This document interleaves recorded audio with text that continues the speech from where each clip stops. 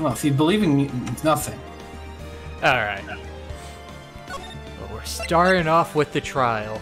I'll just one note before we start. The other day, I was thinking on this. I had the idea.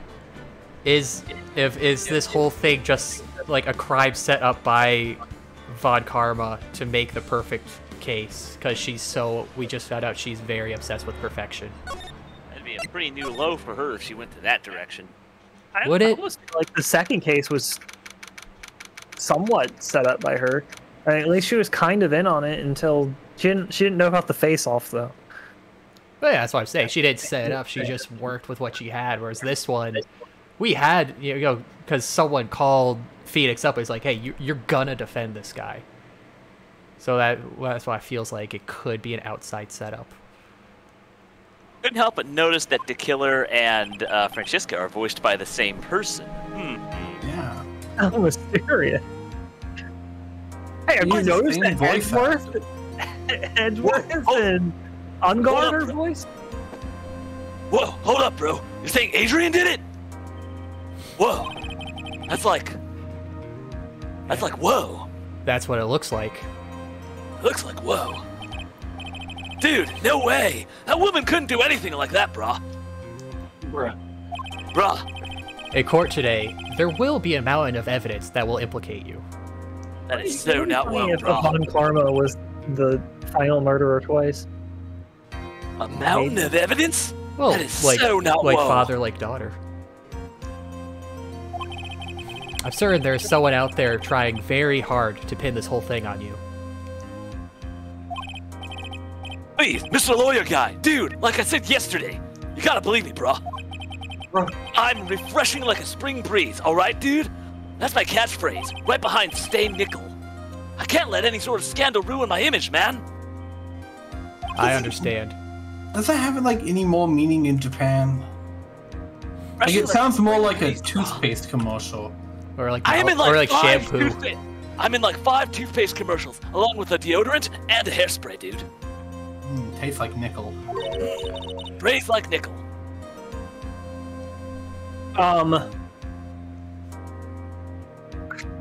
Can't imagine who this is. It's question mark, question mark, question mark. Well, at Thelma's time? No, it can't be Maya. That was the one person it couldn't be. Oh. No, it was you. Mia.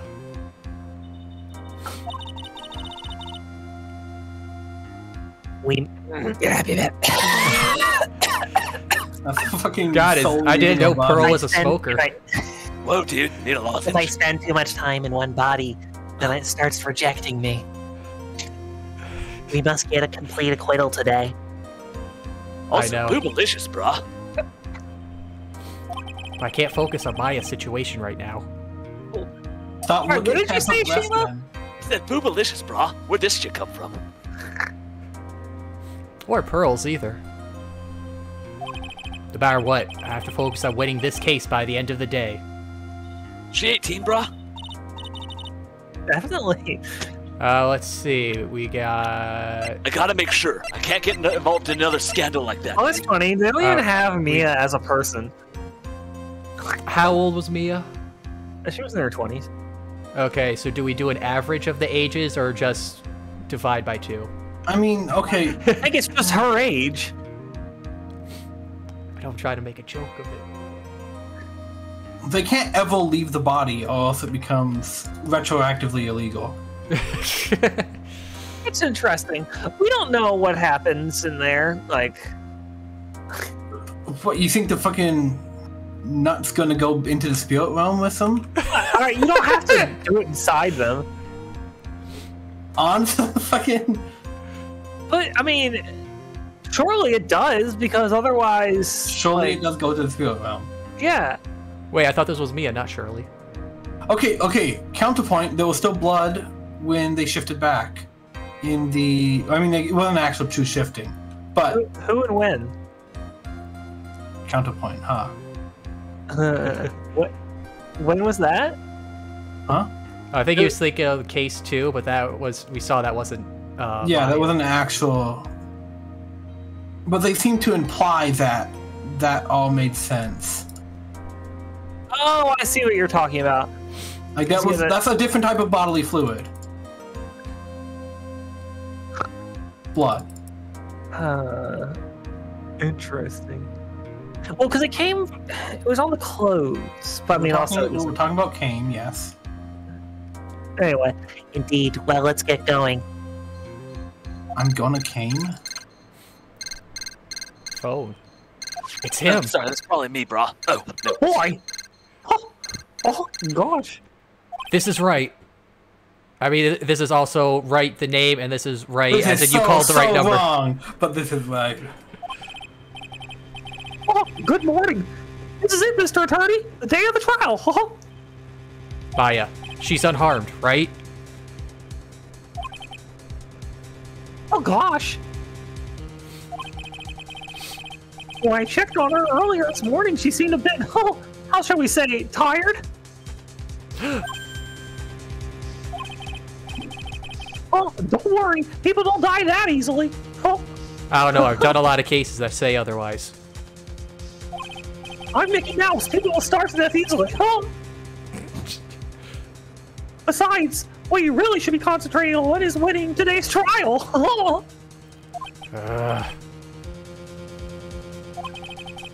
Oh, she could die. For my sake as well as yours, you must win today's trial. What's in it for you, Mickey?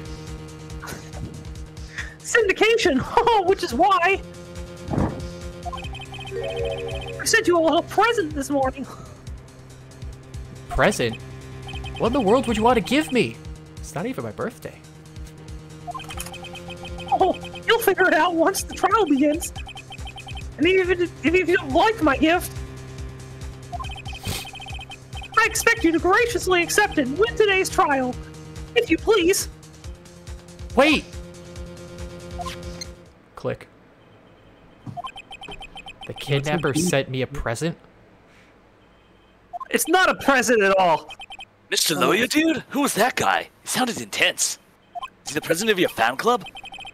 No one. It has nothing to do with you, so forget you heard anything. Forget what, brah? Exactly. Dude, no, seriously, forget what? Also, did your nose just get like a little longer, man? That's like wild. Yay. Or is that just a trick of the light? Either way, it's like a medical condition, dude. You should see somebody about that. If it's a trick of the light, it's not a medical condition. My medical condition is light warps my body. Is now in session for the trial of Matt on guard. And all the prosecution and defense ready. Billy Bob John. The defense is ready, Your Honor.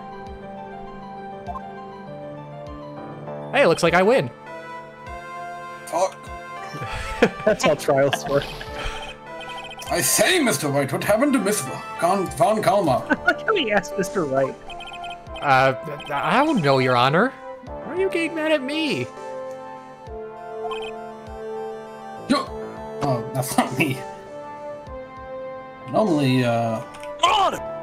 Vigil.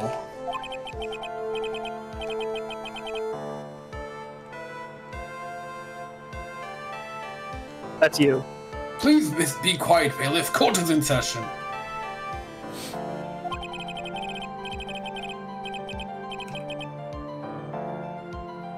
Zen. If you must tell me something, please keep it brief. If you must Well, die. then, what is it? Prosecutor Von Karma has... This morning, Miss Von Karma was shot by an unknown gunman. Oh, well, there goes my theory.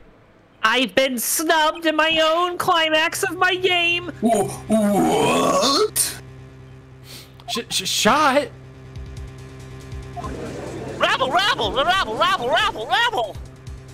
Somehow. I think this is the present that man was talking about. His present? Miss Von Karma is one of the top prosecutors in the country at the moment. If she were to disappear, it would be your advantage. This is totally insane. Miss Von Karma, is she alright? See? I don't have that answer. He's alive and in stable condition, I assure you. That's good. Ooh.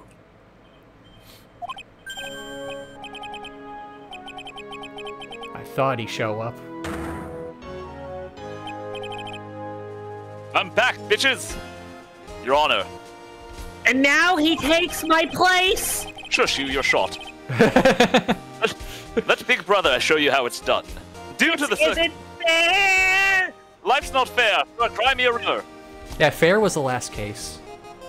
I've been waiting for this for a fucking year. It's my That time. case was definitely not fair. Oh, right, it was a circus. Anyways, comments from the peanut gallery aside, due to circumstances, Ms. Franziska von Karma cannot appear in court today. I, Miles Edgeworth, will be taking her place. The prosecution is ready, naturally. Ah, just like good old times, eh, Edgeworth? Yes, good old times of me clawing my eyes out, trying not to look at you. Ms. von Karma Animosity towards Phoenix is very counter to what the actual character is like at this point. I'll never forget and I'll never forgive. Even if I sort of like Wright, I fucking hate him. Ms. von Karma was shot in her right shoulder and is currently undergoing surgery. Just like her dad. She's very loud, though. She's able to speak all the way across from the hospital. She's very, very vocal about how she's upset about this. I don't know, she plugged a tracking chip into a Gumshoe. She probably put a microphone in one of us. Oh god. That does certainly sound like my sister. Luckily, I have looked over this case, and I am quite familiar with the details. I assure you I am ready and rearing, Your Honor. The prosecution seeks to prove the guilt of Mr. Matt Ungard. I'd like to point out that Phoenix was very concerned for Franziska. The court acknowledges the prosecution. Well, he's a nice guy. My sister is a nice guy? What the fuck? No, Phoenix is a nice guy. Oh, that makes much more sense. Anyways, right. I finally found the answer I was struggling to find on my long journey this past year.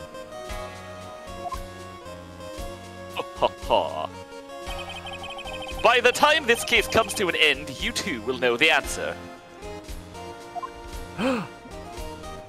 Is it what the point of a mask is? No. No, it is not what the point of a mask is. I will shove it down his throat if I have to. Anyways, wait, the answer or the mask? Yes. Okay. Now then, the prosecution would like to call its very first witness. Please bring Detective Gumshoe to the witness stand. Oh, this is nostalgic.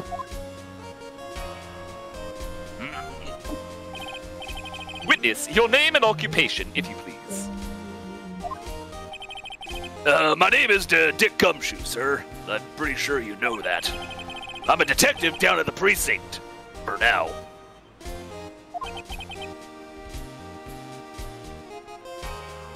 For now?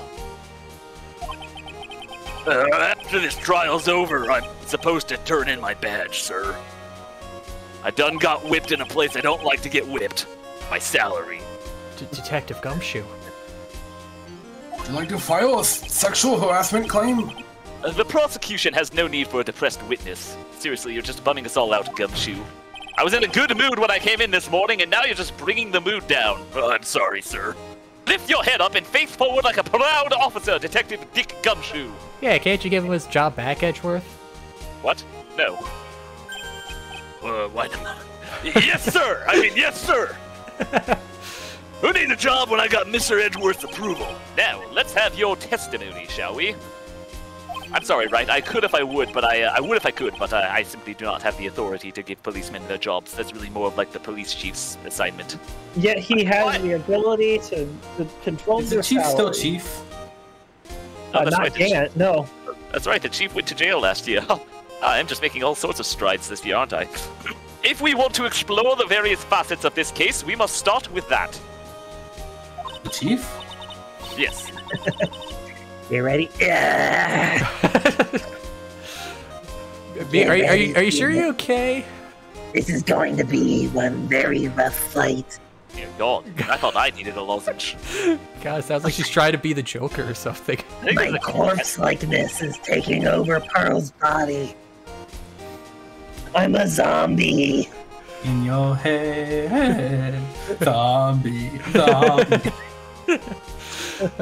Yeah, it would have to be with Edgeworth as my opponent. The answer he was struggling for. Interesting. Show me this answer you finally found, Edgeworth. Show me your answer. I'd also like to know the question, too, because you've just been very vague with this answer. But you never said what it's for. That's for you to figure out, right? 42. Can't walk you through everything. Bare facts of the case. There were bears.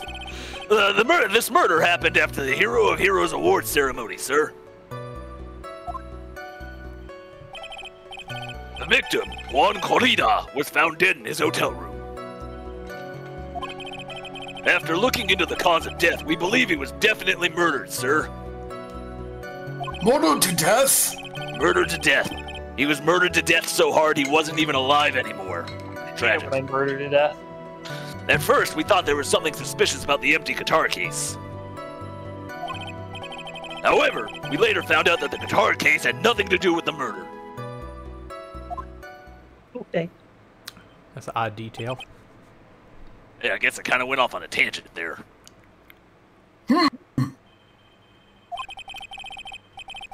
After the award ceremony ended, the victim was alone in his room? Yes, sir. How do you get murdered then? Both the victim and defendant went alone to their rooms, sir. I see. Mr. Wright, you may begin your cross-examination.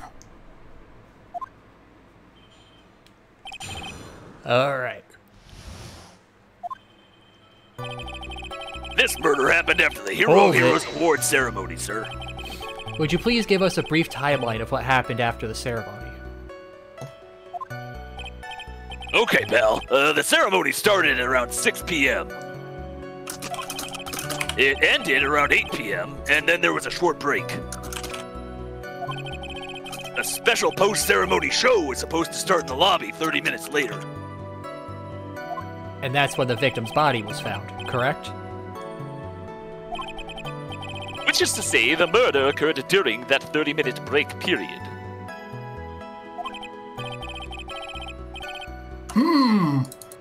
Please continue with your testimony, Detective. Wait, why am I missing 1 health? That's weird. Probably from The victim, Juan Corrida, was found dead in his hotel room. Oh, but this is a new day. It usually resets. I think it resets at the end of the trial, not at the end of the investigation period. So if you fuck up on your, I think it resets at the end of the trial. Oh, does it? I thought it resets at the end of I either think the only the thing that investigation. regains it is succeeding in Cyclops. Well, guess you're fucked, pal. Oh no. Alright, the person who discovered the victim's body was Adrian Andrews, correct? Yeah, that's correct.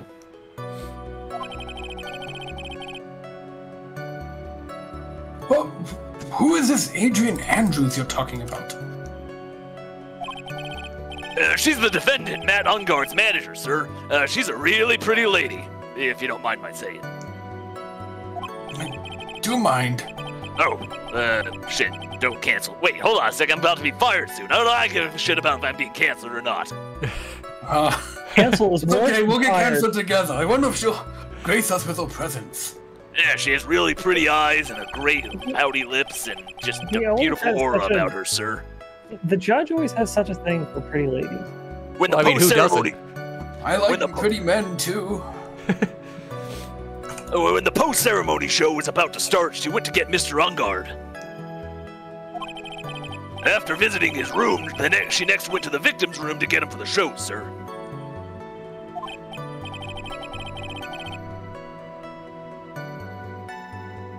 I see, and that's when she found the victim's body.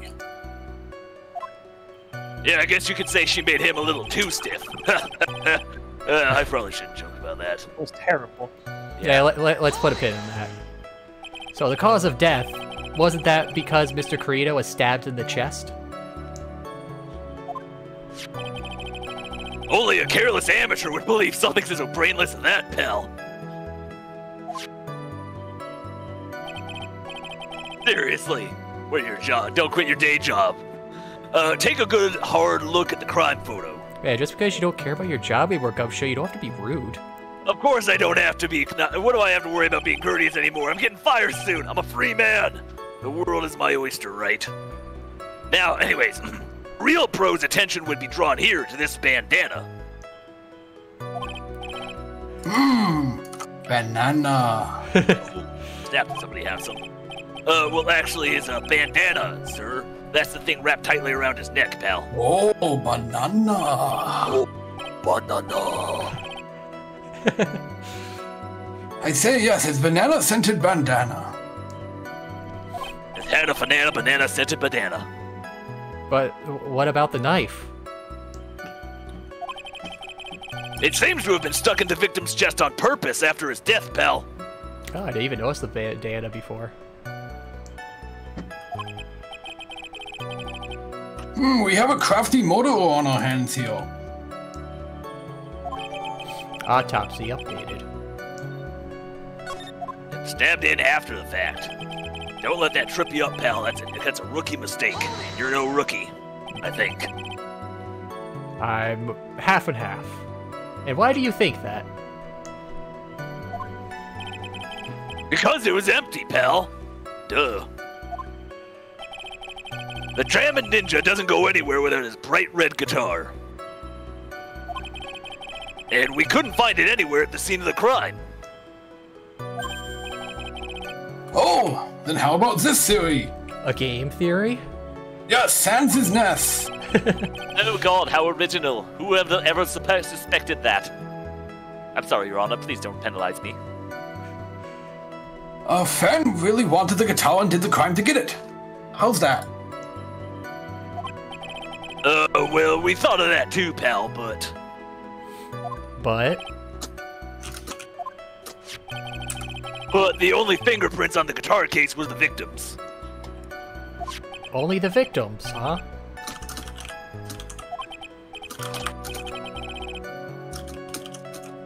I see. Well, so much for my theory then. No, go on, Your Honor. Maybe it's Steven Universe's nest as well. No, I think I'm gonna really try to push to be the new judge on Jeopardy. I get really mad when people say I shouldn't. However, we found out later that the guitar case had nothing Hold to it. do with it. Nothing. What convinced you it had nothing to do with the case? The guitar wasn't at the Gatewater Hotel that night. What? Then where was it? The bright red guitar was eventually found at the TV studio. The victim, Juan Corrida, had apparently only taken the case with him, sir. So, you mean he forgot to put the guitar in his case? Yes, sir. Even when he was on stage for the ceremony, he didn't have his guitar. So that guitar case was empty even before he got to the hotel. Interesting. Yeah, that's right. So it really had nothing to do with the case after all. At all. Nothing. So it's irrelevant to the case. Yes. Completely meaningless. The case I don't is- even know why I keep bringing it up. I believe that is enough, Detective. First, the victim was choked to death with his bandana. Wait. Bandana yes, Was Your the Honor? case opened or closed? Well, this case is still quite open, Your Honor, but rest assured I shall close it before the end of the morrow. Okay. Yeah. See, I'm on my game tonight. Then, after the victim was dead, the killer deliberately stabbed him with a knife. In order to trick simple-minded fools like Wright.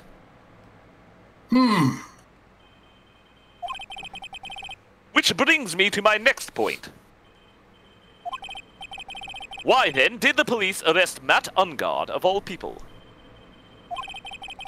Because there was reason enough to suspect him, obviously. Wasn't really a good joke. Here it comes. Looks like Edward's back in full swing. He was practicing during that year, I bet. Very well, Detective Gumshoe, please testify on the matter. Yes, sir. You got it, pal. So there was no guitar in the case. Is this gonna be like the case 5 in game 1, where he died and they just dragged the body over? In the guitar case? No, like, they... Matt Ungard and Juan Corrida were huge rivals with each other. Right now I'm feeling like that... Well, actually, it depends. Did anyone see Corrida outside of his costume? Because I feel like maybe they killed him, dragged him over, but forgot to grab the guitar. So that's like the big crux in the thing. It's like, why would he not have... Like, killed him at the studio. Killed him at the studio, brought his body to his room, had someone else play the jamming ninja for the show. So that way it looks like, oh yeah, look, Corrida's here, and then I'll they drag the body in the guitar case. I mean, maybe that's why it was empty. The especially small. They each thought the other guy was in his way. That's motive enough in my book. As for evidence, there's the Jammin' Ninja's button. What? It was ripped off of the ninja costume and found in Mr. Ungard's Hakama. Hakama pajama. The defendant's fingerprints were also all over the knife. Banana-scented pajamas? Banana-scented Hakama pajamas. The defendant brought the knife for the crime, which makes this a premeditated murder. So they, like, talked it out beforehand. Premeditated, that's the word I was looking for. So the defendant's fingerprints were found on the knife used in the stabbing. It was sort of sticky on the handle, so the fingerprints came off pretty clearly, sir. Knife added to court record. In the grip, Gatewater is engraved. Then there's this button. Found a whole button in that guy's costume. This was found in the defendant's clothes, wasn't it? And the button's also covered in blood? Yes, and we know that the blood on it is the victim's blood, sir. What? Did you ask him? We tried, sir, but he wasn't really compliant. All this points very clearly to the defendant, doesn't it? Yes, it most certainly does, Your Honor. Quite astute observation as always. Ready to give in yet, Wright? And you said we were going to work together yesterday. What gives, Oh, man? I'm sorry. Are we on the... Do you think we're playing fucking co-op right now? Do you think we're teaming up in order to take down the big bad together? No, I'm here to crush you, you imbecile. God, first you don't say goodbye, now you're lying to me. You know what? They'll find the hole in your argument somehow. If you're going to be that way. Lying? No. He's still on about that, isn't it? Nobody speak those words. I think we've managed... You can press as hard as you'd like. Just hurry up with your usual pointless questions, and then we can get on to the next phase of how these things are done. Alright, sorry, I just have to spoil one thing about the Great Ace Attorney game real quick, because it's fucking hilarious. As per the norm, the tutorial case's prosecutor is a equivalent of Payne. But his last name is... Because the first case takes place in Japan. So it's a Japanese guy. His name is Ouchie. And that just cracked me up. Again, false name Oof. Oof, ouchie. Ooh, yes, get mad. Get angry, right? Matt Ungard and Juan Corrida were huge rivals. But in terms of popularity, Mr. On Guard won, did he not? Yeah, pretty much. But you know what's ironic, pal? Juan Corrida was always one step behind Mr. Ungard in everything. How is That's that not ironic. How's that ironic? It's merely that's not coincidental. ironic. Learn the freaking phrase, Gumshoe! Oh, I'm sorry, sir. It just kind of, struck to mind. Anyways, this year it seems like he had finally caught up, ready for the big final showdown. But Mr. Corrida lost the Grand Prix in the end. How ironic. That's not ironic. Yeah, that's just unfortunate. So, That's too bad. He must have been pretty downhearted after losing. Ironic, my ass. The gumshoe wouldn't go the fucking raise. Beat him on the ass. Wait just 1 second here. Not ironic. Mr. Agar, It's just coincidental. Mr. Agar was beating Mr. Karita in the popularity polls. Well, yeah, I guess, but... Which means that in the defendant's eyes, the victim was not a rival at all. Which means he had no motive to kill at all. Rabble. I preferred Steel Samurai. I too quite agree. Well, detective? It's not... Well, you know... Easy. I guess if you put it that way, then yeah, the defendant would have had no motive at all. Detective, I'm beginning to see why you were fired. Oh, not you too, Mr. Edwards, sir. That's too cruel.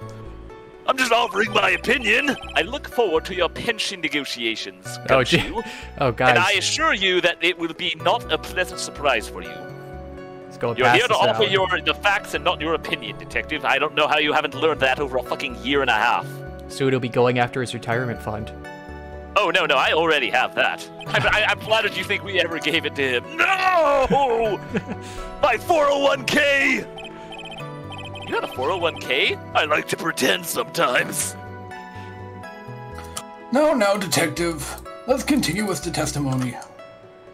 What am I gonna do when I'm your age, Your Honor? My poor pension too. I'm gonna have to live in a hobo camp. Detective, if you value your money, I suggest you proceed. Any funds left at Beta to you are on the line. Yes, sir. We can talk about my pension later, sir. Yes, talk. I'll be the one doing all the talking. What about what I was saying? We're just forgetting about that? Oh, right, I'm sorry. Did you want to discuss your pension as well? I get a pension? No, I was joking. Of course you don't. You're poor. Yours. Oh, I am not surprised if you're poorer than Gumshoe. Oh. Oh, is the answer money? Well, I will give you this much, right? That is certainly a answer, but it's not the answer to the question I sought. What? Oh, I see. Also, I like the Kappas, Hinkle. Yeah. As for It's evidence, only emote, apparently. I wonder if I can sell the Jammin' Ninjas button for anything. They said they were going to be giving people like 5 follower emotes if you're You have to be big affiliated, enough. but they Yeah. haven't put that out yet.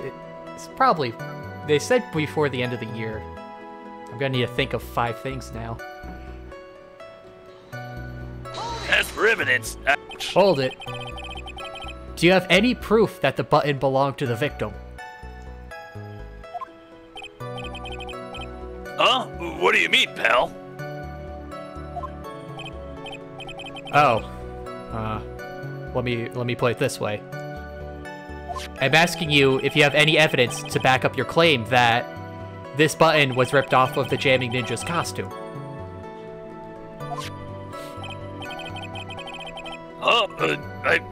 I mean, can't you tell just by looking at it? It's a button. Well, yeah, it's like exactly the same match for the rest of the buttons on the costume. And the victim's blood is on it, pal. I mean, like, who else could it be? I mean, you could have taken a different button and just dipped it in his blood. You just blew my mind. Yeah, anyone could have smeared that blood on there afterward. Whoa.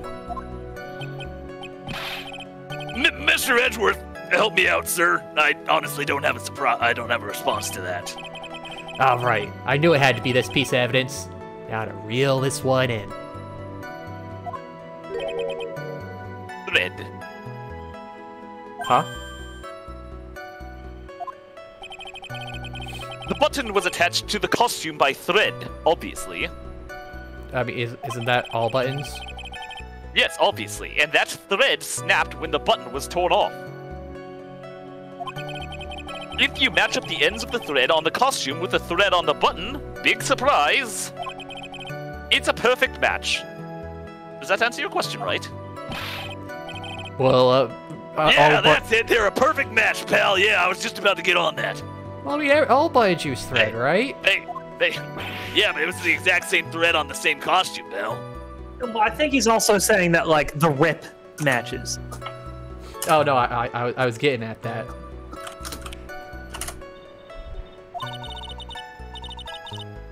That's Edward for you. Never miss the beat. He also tormented me on my first case. It was ripped off of the ninja costume and was found in Mr. Ungar's hakama. Wait, Edgeworth was around when Mia did her first case? You'll get to that in the, pretty soon, but that, yes, Edgeworth's first case was against Mia. Wow. Did Edgeworth start really young like Francisca? Oh, it was also Edgeworth's first case, wasn't it? Yeah, Edgeworth is a prodigy. He started prosecuting when he was 20. Oh. Well, okay, when was this what? Also, I'm sorry, you must have me confused with somebody else. The first one I ever did a trial with has been killed for like a year now. Such a non-believer. So, when was this button found? Pretty soon after the body was found, we rounded up everyone who knew Mr. Corrida. Stop saying it like that, it's weird. And then we did a search on them all, and that's when we found the button.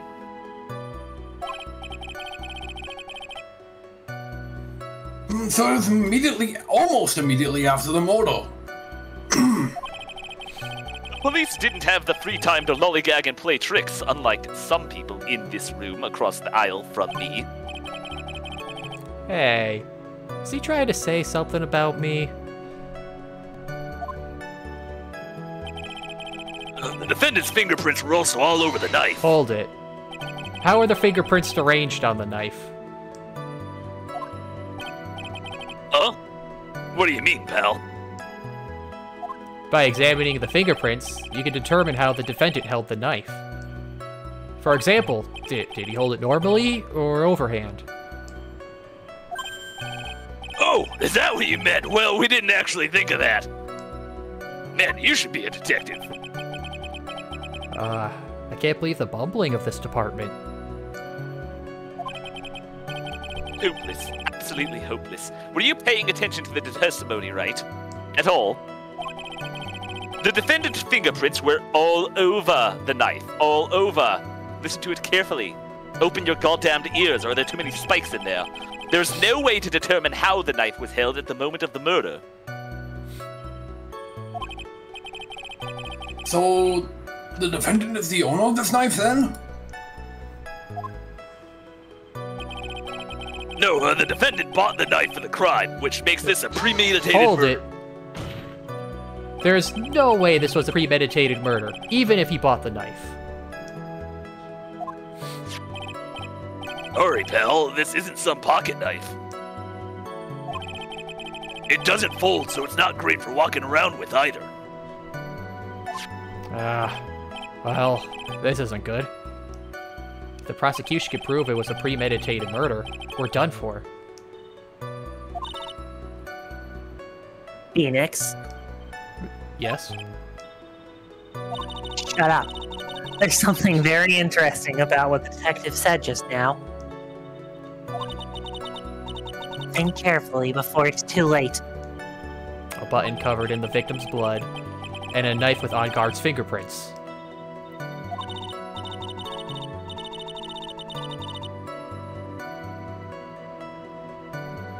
Be grateful. If the judge were more rash, he would have already pounded his gavel in closing.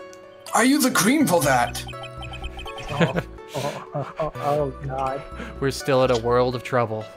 The images in my head. I wish I was dead. Well, I'm going to have nightmares again. Thank you, Your Honor.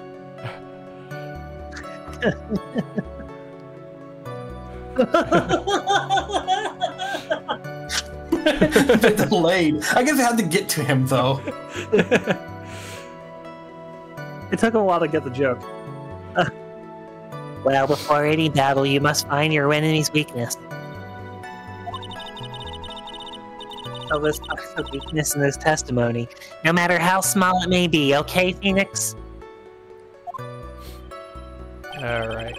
You know, so far That unguarded Juan Corrida, he I'm thought the guy was liking- in his... Oh, sorry. I'm liking how Phoenix has had really good points. Like, he's actually learned a lot from his stuff. Yeah, he definitely gets better. I like that. Still gets shot Which down I think by is a Jack. lot of the reason why people didn't like Apollo, because it was like starting over a little bit. But you kind of needed that. I can get that. Okay. It says Gatewater, so I'm feeling he didn't buy it.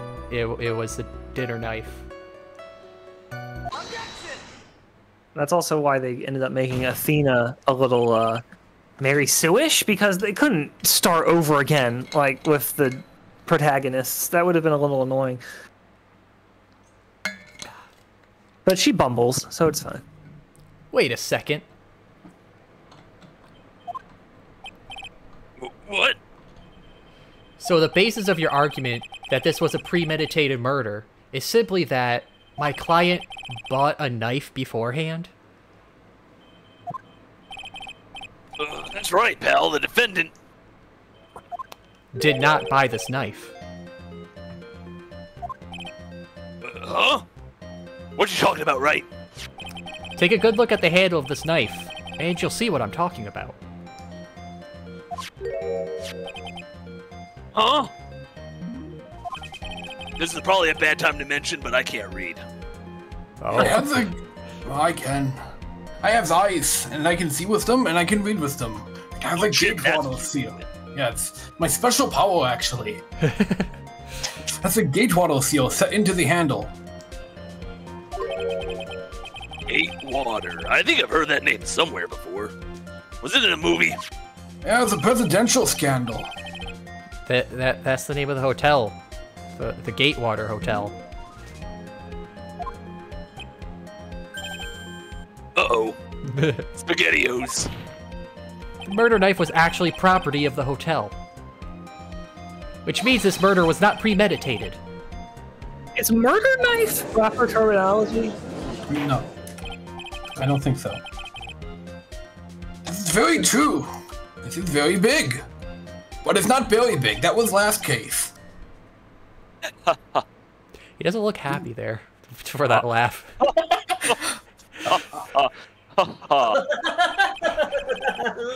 what is that? Why does that laughter keep following you around? I think that clown might have put a microphone on one of us too. Disturbing. What is that noise, Mr. Edgeworth?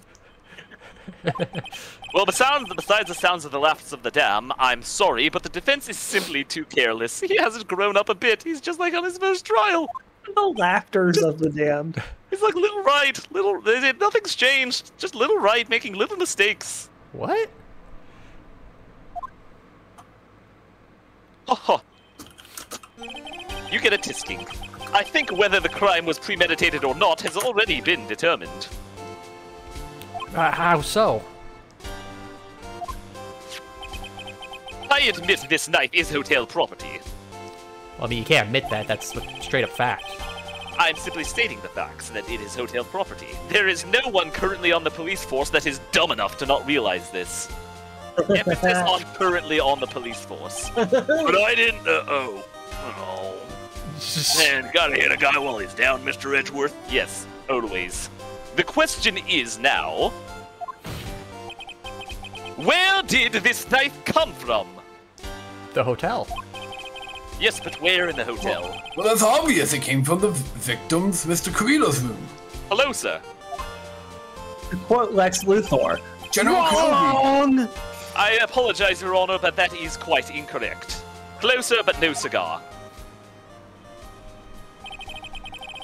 The victim ate a last meal before he was murdered. With that being the case, I would like to draw the court's attention to what is on top of the table in this photograph. Oh, Yeah, this is a very big photograph. every time it makes me very big laugh. There's a knife and a fork on the table. A very big laugh? Then...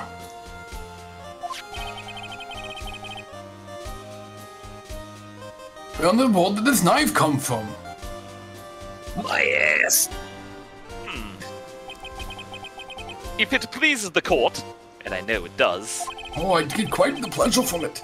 Ah, yes, of course, Your Honor. I know. You've all missed me so much, haven't you? I'm going back to hell. I would like for us to recall the room of the defendant, Mr. Matt Ungard. Got a Yes, cream for that, unlike too. your previous prosecutor, I am a generous lover. Especially what was on top of his table. There is something missing. Perhaps is it a single knife?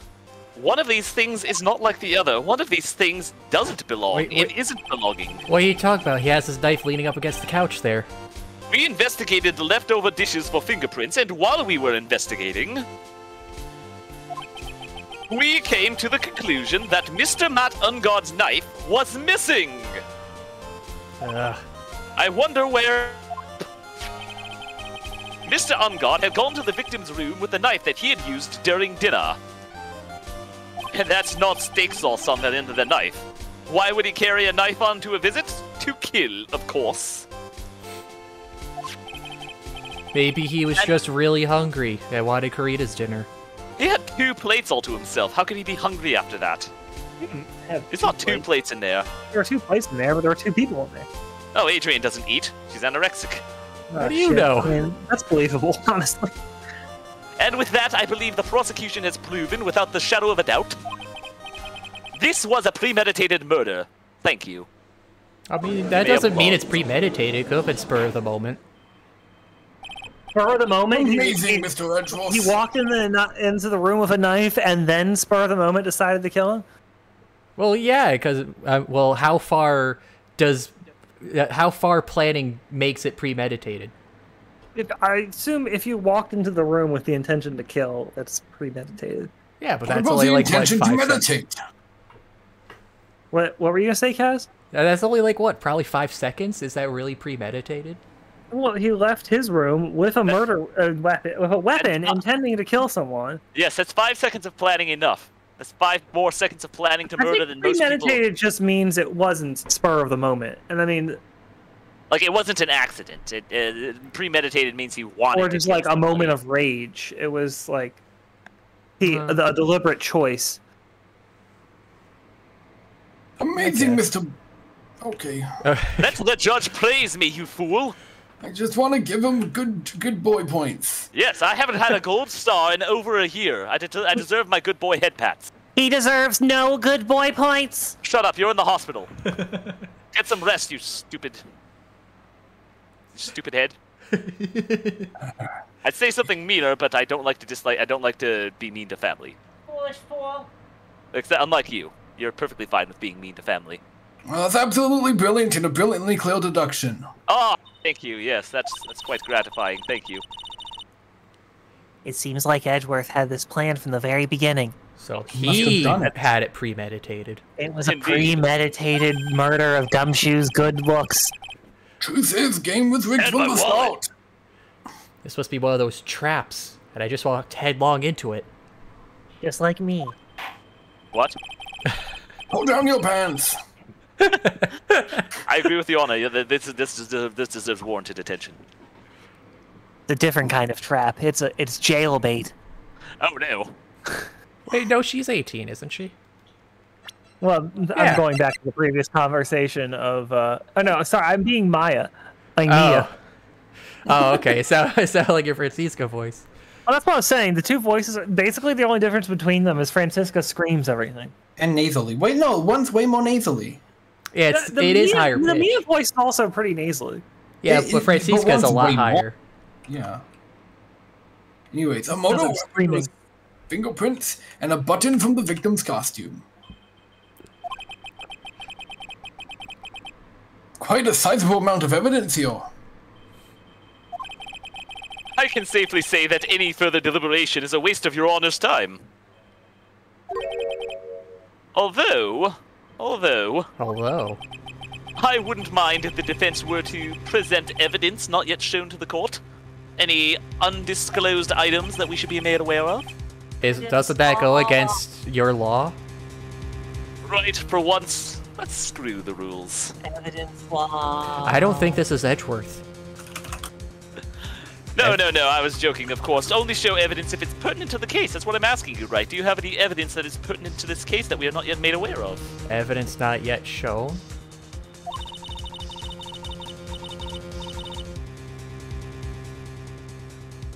Woman. Excuse me. He means evidence that the court hasn't seen.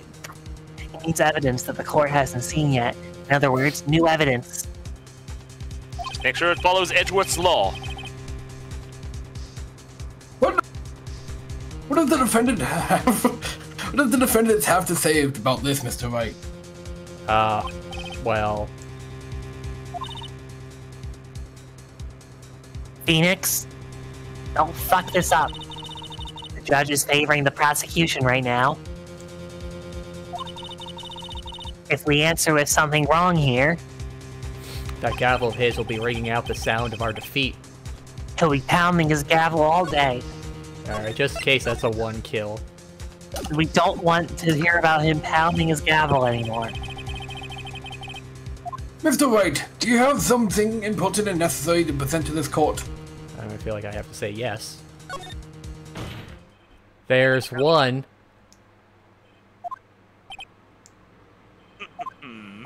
piece of evidence that catches my attention. Something that this court has yet to see. The judge's gavel. No, we don't need to see that. Is it Wright's competence?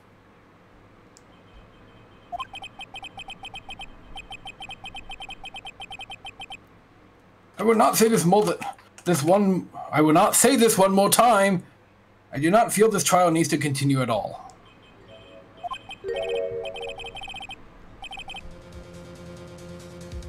However, I'm giving you one chance, one opportunity, and only one. Don't miss your chance to blow. What the judge is saying, right, is don't try pulling any of your usual bluffs here. What I'm saying is this opportunity comes once in a lifetime. If you go in firing blanks, it will backfire upon you. If I mess this up, it's curtains for all of us. Anyone else have any other clever metaphors for this situation? Oh, jeez. You may now present one and only one piece of evidence. Now then, what is this important evidence that you must show to the court? I'm a lawyer now.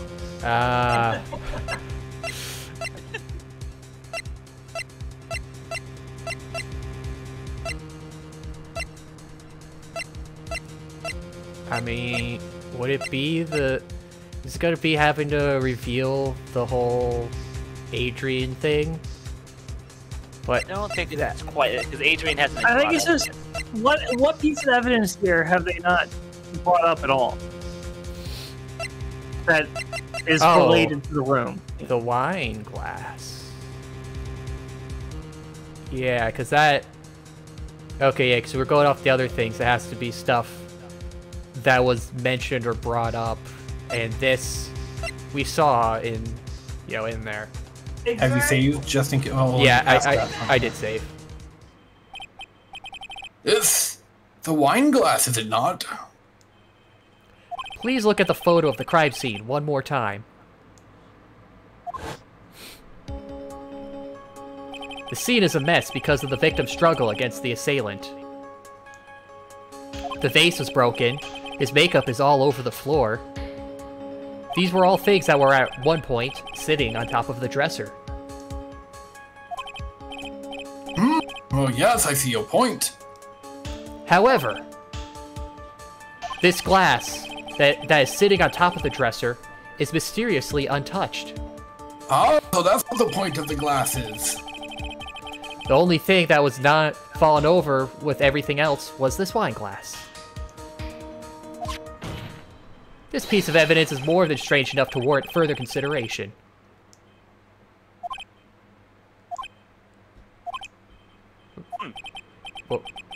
Well, what do y'all have to say?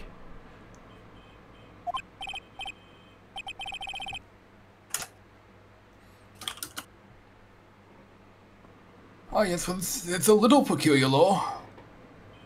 Yes, isn't it? I thought it was.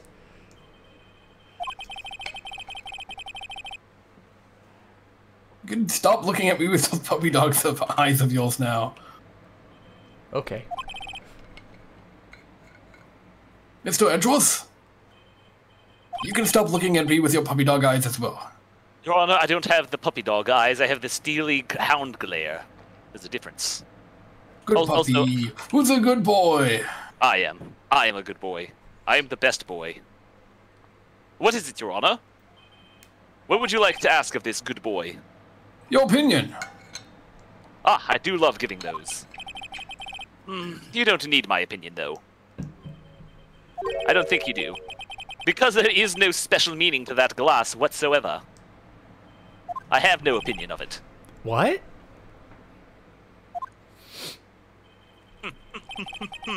It's safe to say that the glass was set there after the crime took place.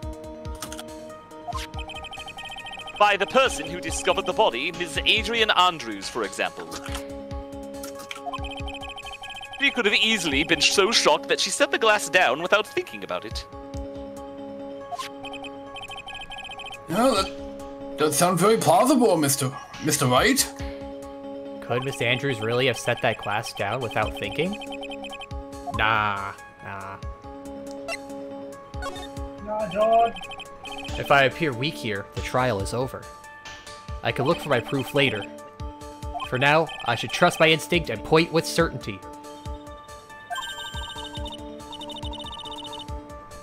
They might fall for it if you're thought-provoking enough. The defense would like to challenge the prosecution's theory. We would like to see something that proves it was Miss Andrews who set the cup up on the table. You've turned the situation on its head yet again, as usual.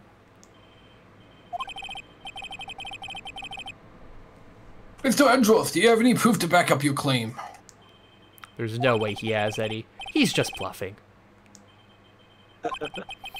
Unlike Mr. Wright, I never say anything unless I have the evidence to support it. What? I don't bluff, What? Wright. I play with certainty. I don't take risks. He only takes dicks. You're not thinking hard enough today, right? And for you, that's saying something. Did you think this wine glass escaped my notice? Then... Of course, it has been thoroughly inspected. For fingerprints, as you might imagine. Fingerprints? Fingerprints. There were only one set of fingerprints left on this wine glass. Guess whose? Mine! Oh, only one? Whose were they? Mine? No, Your Honor, they were not the victims, nor the defendants, nor yours, Your Honor. Rather, they were that of one Adrian Andrews. What? Wine glass updated. That is why I said that the person who had discovered the body had left it there. Are we done here, Mr. Wright? Can I go home? And start working on my next awesome remix theme? I can't believe I fell into another trap. Edgeworth 2, Wright 0. Ms. Andrews was probably holding the glass when she went to What was see the first Mr. one? Kurita. Hey, you didn't win yet. There's no points. I have 50 points in the past 5 seconds. That's how good I am. Wait, who But says? says me. Says Edgeworth's Law, rule number 3. I win. You suck. That's a terrible law. Well, too bad. If you don't like it, try to change it. But upon seeing his dead body, she was stunned and set the glass down on the dresser.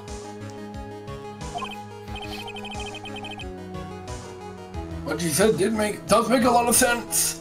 What you Oh, just there said we go. doesn't make any fucking sense.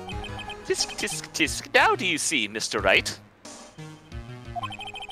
You can't change any part of my scenario as it explains everything all too well. It is an airtight scenario. I've thought long and hard this past year about what it means to be a prosecutor. Said tight. Don't make it weird, Francesca. And from here on, I will show Mia! you the... Oh, that was Mia. You two sound very similar.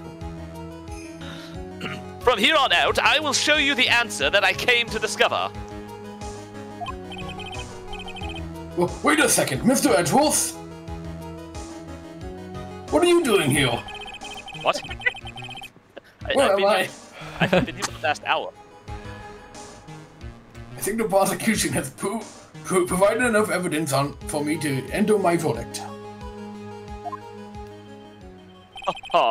Unfortunately, I cannot allow you to pass judgment just yet, Your Honor. The prosecution has yet another witness we would like for the court to hear from. Another witness? I don't stop at 70%. I go all the way, right? That's hot. Don't make it weird, whoever you are. Weird older woman who always seems to be hanging out with Wright that vaguely resembles a woman who died about a year ago. Bailiff, please bring in the next witness. I'm not that much older. Your boobs say otherwise. What in the world is Edgeworth thinking? The boobs and count the rings, that's how old you are. Jesus. God.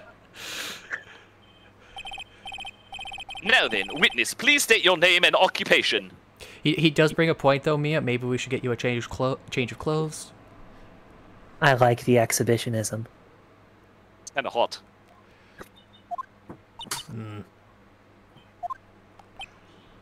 God. Witness, your name and occupation, please. Gun noises. Ah! I've been hit! Ah! Oh! Damn it! I just got back! I got now I'm gonna... Ah! Heh, gotcha. Damn it, this is supposed to happen to Francisca, not me! Oh, wait. Oh, God. Not you! It always happens to Edgeworth. Not you! I wonder what happened to that calm composure he had earlier. Oh, Edgy boy. It's been, what, a year since we last met, hasn't it? You should be more happy to see me. I don't need this witness, Your Honor. I've changed my mind. Just declare my victory now. I saw the report with her testimony, but who knew that was under that helmet? Oh. I knew I sensed a horrible presence. It was the wicked witch of the witness stand. I tell you, this time I know what I'm supposed to do. So today, I'm going to tell you anything and everything. Everything. No. Even things that don't have to do with that terrible crime. Right, would you like to take this one, please? Hey, man, it's your witness. No, I changed my mind. She can be your witness. Miss Witness, this terrible crime is all the court needs to know. Or guns. Shush, I'm talking to my dear Edgy Wedgie right now. Don't interrupt us, Gramps. I feel dirty. Yes, madam. No. Please, by all means, interrupt her. Please.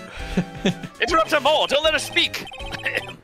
Anyways, witness, your testimony, please, as quickly as possible. Get out of here. It's true what they say. The youth are hot-minded. They're hot-headed nowadays. Not that I mind at all, Edgy. Now then, what should I start with? Anything that doesn't involve me. Like the witness that was on security detail at the hotel on the night of the murder. That's a good subject. Is this correct, Ms. Oldbag? Does that describe you? It was a great job, being able to see my dearie Juan. It was almost too much for my little heart to handle.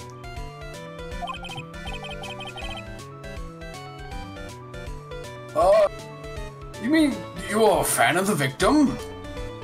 Look, everyone is crazy over that Engard, saying he's cute in a fresh way or something. But not me. I wouldn't say anything so silly. After all, I have no interest in a little child like him. I'm only interested in a real man, Juan Corrida. Wait, are you implying I'm old? Well, now that Juan's gone, I got a new love in my eye. You know, Wright's even older than I am. But Not true. those two are the same age. Anyway, as I was saying, I was pacing in front of his room that night. Very well. Please tell the court why you were stalking... witnessed the night of the murder. Leave it to me, Edgy Poo. No. None. Don't. Just don't. What you witnessed.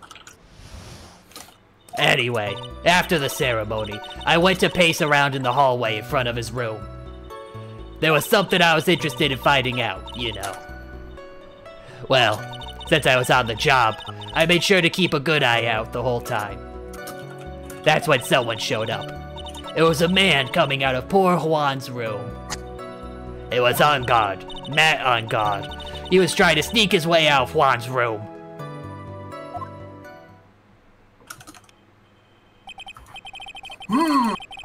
So Mr. Ungard came out of the victim's room.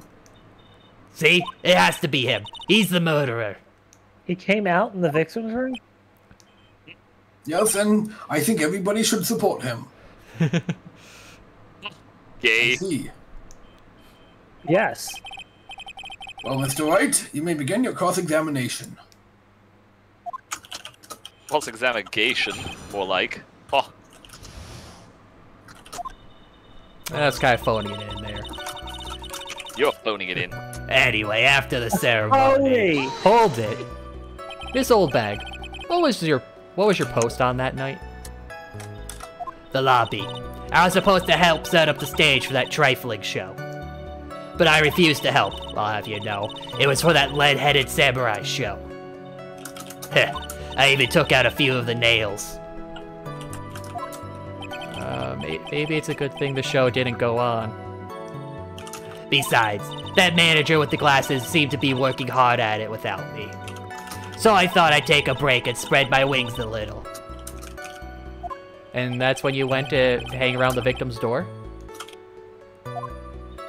There was something I was interested in finding out. Hold it. Something you were interested in. And just what was that? It's not some little thing I could just go around telling everyone, you know. It's top secret, between me and Juan. And Edgy Poo, of course. I tell him everything. No, that's a lie. She doesn't tell me anything. Nothing I want to hear anyways. Mr. Andrews, what is this thing she was interested in? I have no idea. I despise gossip, Your Honor. Gossip? But should it prove relevant, we can always have it appended to a testimony later. But I would like it stated for the record right now, she and I don't share anything intimate whatsoever. No, we should change that later. It looks like we shouldn't enforce it right now.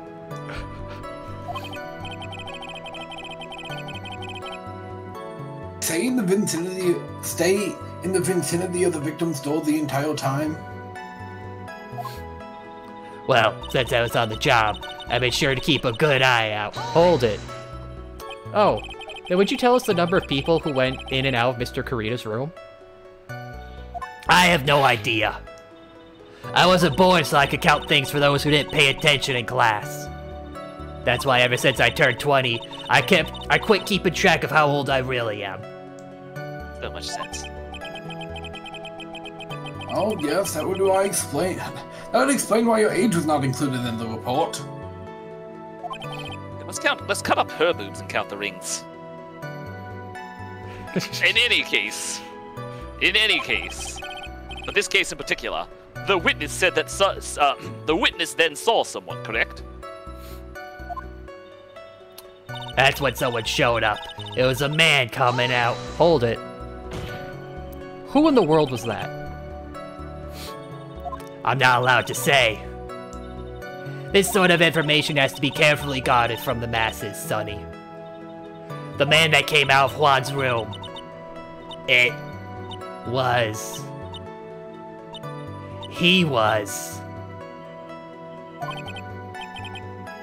Yes, he was.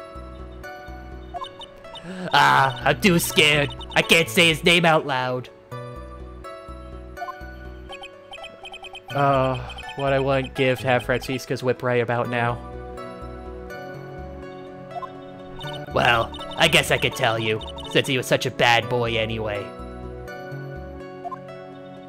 It was on guard. Matt on guard. Hold it. You saw my client. Are you sure about that? Are you sure about that? Yesy. Really? Annoying brat. When I say I saw someone, I saw that person. Why do I get a sense of deja vu? Maybe to avoid a repeat of last year, I should delve into this a bit further. Let's go with the face. Please tell the court about the man's face in more detail. You don't need me to tell you about his face. That soft, gentle look in his eyes and his effeminate lips. His right eye covered by his silky hair, his sparkling, shining teeth. His teeth were shining? Well, he's shining all around in this week's pinup poster, dearie. This week's pinup? Why do you... I mean... I don't care how he looks in this week's issue. Please say what you just saw that night. What? A guard's face is the same no matter where it is, you know, you whippersnapper.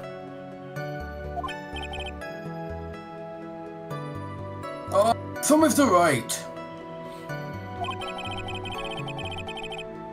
Was this testimony just now important or relevant in any way?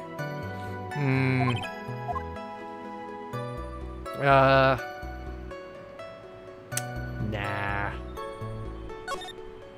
I guess it really wasn't that important after all.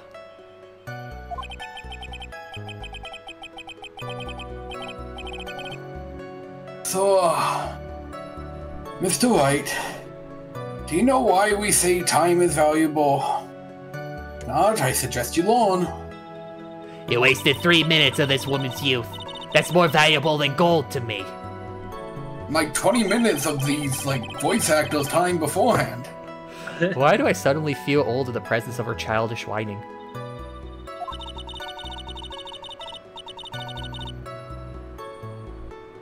She may not remember things or be mistaken here, and she may not remember things or be mistaken here and there, but I don't think she's lying. That's bad for us. Really bad. That's how the human mind is. It also has a tendency to jump off topic. Be straight onto a few interesting side topics this time too, hasn't she?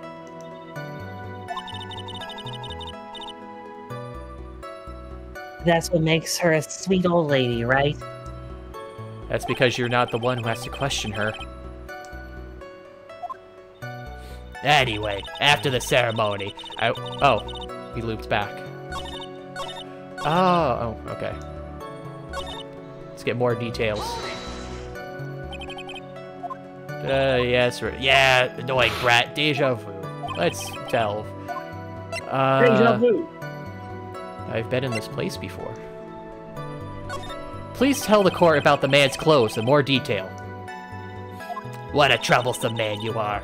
Really, as if something like that matters.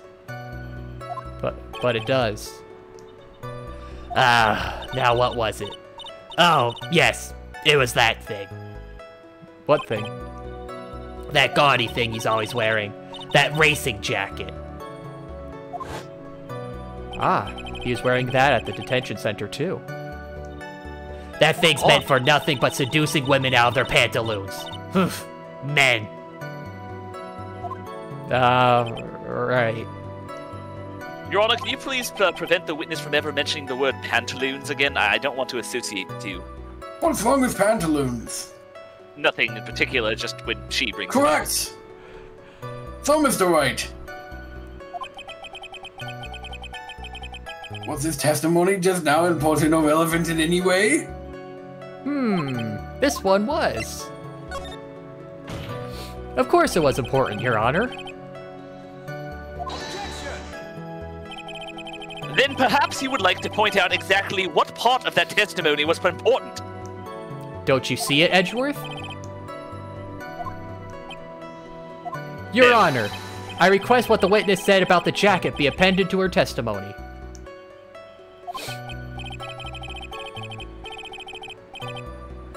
Don't quite see where this is going, but... Alright, witness, please. Right, out of curiosity, is this one of those things where you don't have an explanation and then you ask me what I see and then hope I provide the explanation for you? Nah, this time I actually know it. Boy, this will be fun. Well, I don't like to badmouth anyone without reason, but if I must. He was wearing his flashy racing jacket. Honestly, it's all just for show. Hold it. Are you sure the defendant was wearing a racing jacket?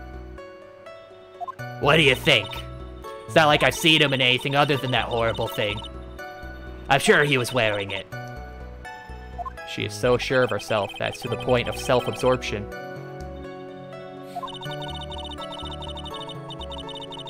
You may not remember things or be... Okay, I'm gonna Yeah. fuck it.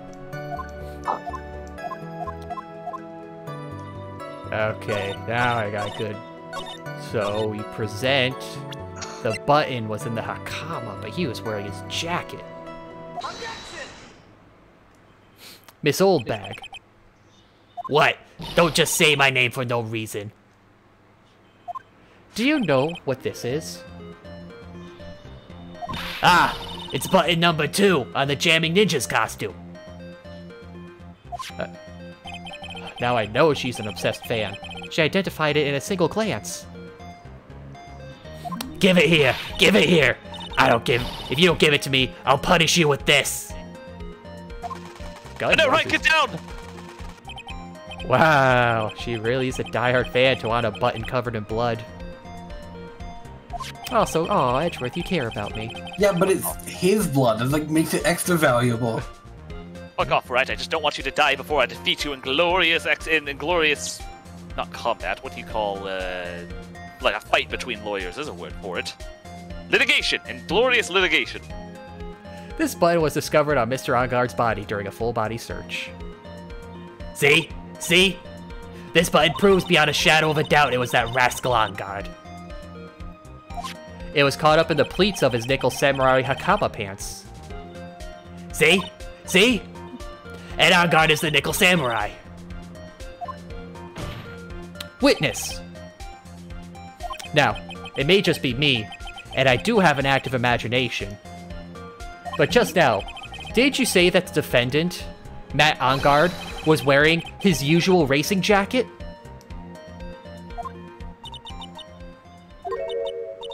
Ah, I'm so sorry. Sorry that you judge people based on what they wear. If I wore the trendiest dress, then maybe you think I'm the most gorgeous woman ever. But instead, I'm wearing all this hideous outfit. I mean, look at it, it's heavy. So heavy, I wish we switched to CDs years ago. I mean, now take a look in the mirror. Your clothes are about as interesting as a documentary on curling. You should take a tip or 10 from Edgy Poo. Now that's an outfit. Done. Now hold your tongue still for there for 1 second. So what you saw, in actuality, was not Mr. Onguard, the man, but Mr. Onguard, the nickel samurai? But when you think about it, Crap. Exact same thing she said in the last time she said okay. but they're really one and the same anyway. A year of this shit! Ms. Oldbag, this is a very important point we're talking about. Edgy Poo, do you think so too? Well, it might be something worth considering at the very least. Just say it's important and agree with me for a change. Hypothetically, I could see the reasoning in one presuming that it might be a train of thought considering examination. Just stop being Is an pretentious original thought. already. It's an original thought that has absolutely nothing to do with what you're talking about. Think carefully and try to remember as much as you can before you testify. I'm gonna have to penalize you. If you insist. Assume the position. Oh my. I should be the one sighing, not you. Can somebody hand me the knife? I'd like to slit my own throat before that happens. I got a cream for this too. What? On God. Yes, now I remember. The Nickel Samurai. That's right. It was the Nickel Samurai that I saw. Yes, it would have been convenient for him to wear his costume during the murder. He had to go to that post-ceremony stage show right after the crime, you know. So he must have worn that Nickel Samurai costume when he was stabbing poor Juan. I knew it. I knew you'd say he was inside that costume. What? You should have done the JoJo thing. What? Your next line is... Do you think there could have been someone else inside that costume? Don't be a bad little boy, thinking such rude things. But the possibility does exist. We went over this a year ago. Ah, young Xenthori, I told you, there's no way it was anyone else. How do you know that? Because I said so, and what I say is the truth. At least she's just as delightful a witness as she was a year ago. Mr. Wright, you may cross-examine the witness.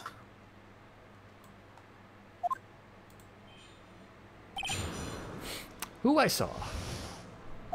On God. Hold it. Would you please get on with your testimony? Watch your language, young man. What sort of tone is that to take with an elder? My youthfulness isn't what it used to be, so you should forgive me for everything. If you keep on barking at me like that, I'll start singing at the top of my lungs. What? A striking figure by the sea, standing all alone is he. He's the Nickel Samurai. She's actually singing. Someone help my poor ears. Mr. Edgeworth, can you please do something about this racket? Miss, I'll give you a piece of gum later if you'll be a good girl and just stick to the facts. Only if it's ABC. I'll swing the deal and chew it first. That's what ABC is. Oh, I'm not familiar with such terms, right? I don't know how you are. Already? Oh, I suppose that makes sense. Okay, you promise, right? Yes, I promise. Right, I'll be sending the bill for the chewing gum to your office at a later date. Bill for chewing gum? Wait, it's a nickel. Yes, right, but it's going to be coming out of your salary. I assume you can afford a single piece of chewing gum. Yes, you're not that bad off. I mean, yeah, but you printing the bill and mailing it would probably cost more than the gum itself. It's about the principle of the matter, right? You haven't changed. Yes, and neither have you, still pinching your pennies. Remind me to send you a thank you note later too, Edgeworth, old chum. In fact, I'll let you do the chewing for it. How about that? Nah, it has to be you, Edgy Poo. Oh. I need to see it. All right, let's hold that. I need to see it. Be a little more careful with your testimony, please. It's almost as though Francisca never left the courtroom. We're all being tortured as we speak. Not too long ago, he said he was wearing his racing jacket, and now he's not? Not too long ago? Well, let me ask you this. When you were itty-bitty, what was your grand dream? Huh? What did you want to be when you grew up, whippersnapper? My dream, huh? Well, I wanted to be Judge Wagner, hero of the public's court. So what? It's so cute. See? And look at where you are now. You're not Judge Wagner, are you? Are you? Well, what I said earlier. Who puts any weight into things like that? The now is everything. I can't be held responsible for the past. Since when did court become theatrics over testimonies? All that matters is the man was inside a costume. Isn't that enough? As a boy, I wanted to be the sexiest, most competent defense attorney there ever was. I am proud to say I accomplished at least 2 out of 3 of those. Oh, yes, you definitely have. On with your testimony, none of that. And why would that be? That way, no one could see his face, of course. But there's still no advantage for him that I can see. In fact, you would think the costume would make him stand out all the more. You are such an annoying child, you know that? You disagree with everything I say. Only because it's so disagreeable. Isn't that what you're always doing to me? I got it. Maybe it was more troublesome for him to change in and out of his costume. He had to go to that post-ceremony stage show. Hold it. Was there anyone else scheduled to appear at the post-ceremony show? Well, all the contestants were supposed to go on stage in a friendly gesture thing. And that included the jamming ninja. Of course it included him. That's why when On Guard came out of Dear Juan's room, I didn't give it a second thought. I see. Well, anyway. So he must have worn that nickel samurai costume. Hold it. Let me ask you one last time. The person you saw, it really was the nickel samurai. As showy as ever. Haven't I been saying that from the very beginning? Can I throw in the towel yet?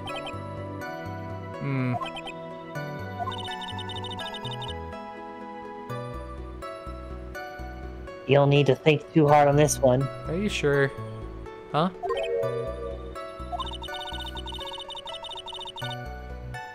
There's a contradiction in your testimony and it's sitting in plain sight.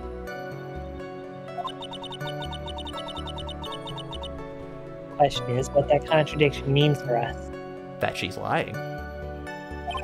Well, I have to figure out what you're talking about first, but okay. Alright, what do I have as evidence? Map. It's the photo. It's the knife. There's the samurai. On guard. It's the nickel samurai. Convenient for him to wear the costume during. He had to go to the post-ceremonies.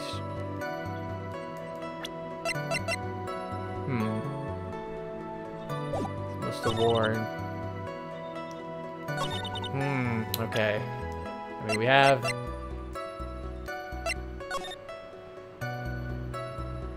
Could it? No. I mean, maybe it's like that arm thing is very inconvenient for wearing. Hold on. There's fingerprints. His fingerprints. Wait, could it? Let's just save here. If he was wearing the costume, would have had... No, because he could have been eating it beforehand. But... No, because that would mean he never took the costume off, would it? Would it? Bam. Oh, okay. You got it. Please Yeah, take a look at this. What? Get fingerprints on something if he's wearing gloves. Yeah, so it's a knife. Big deal. Big whoop. Want to fight about it? If you're trying to scare me with that, all of you know it won't work. What? No, that's not my intention at all. What does Big Wolf want to fight about it from? Family Guy. Okay. That's the knife that was used in the moto, correct? Your Honor, do you know why this piece of evidence is important to this case? It's the knife that was used in the moto, correct? Yes. Don't even have to ask. It's because the defendant's fingerprints are on it. Is that what you're driving at? That is exactly what I'm driving at. I had no idea you learned how to drive in the past year, right? Congratulations. Please, yeah, where are we driving at and whose car are we driving? Rights, apparently. Where are we going? We're going to the truth. If Mr. On Guard was really in the nickel samurai costume at the time of the murder, then it's impossible for his fingerprints to have been left on this knife. Actually, he would have wiped all the previous fingerprints on this knife right off. Rabble. I have a DUI. the Nickel Samurai wears gloves, doesn't he? He probably took his gloves off before he began the stabbing, obviously. And why would he do something like that? To leave his prints on the murder weapon? There's no way he would do something like that. He's not that stupid. However, there is one other possibility. Then let's hear your possibility. You will! Right now! I'm gonna shout it loud and shout it proud for you. It's very simple. The defendant went to the victim's room while in costume as the Nickel Samurai. At that time, the defendant held no intent to murder. He was probably just going to relax and talk with the victim about the stage show. Which is why he took his gloves off. Ah, but that wouldn't be premeditated. The murder still did take place. It's well known that there was bad blood between the defendant and the victim.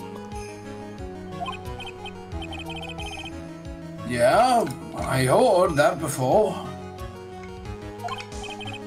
Well, Mr. Wright, what do you have to say about Mr. Edgeworth's theory?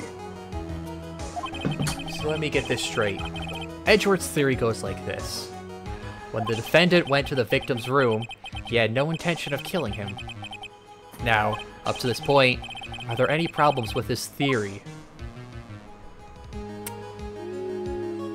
No, there's no problems there.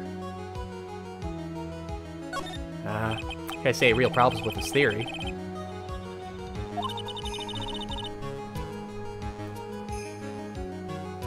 But if you let Edgeworth's theory stand,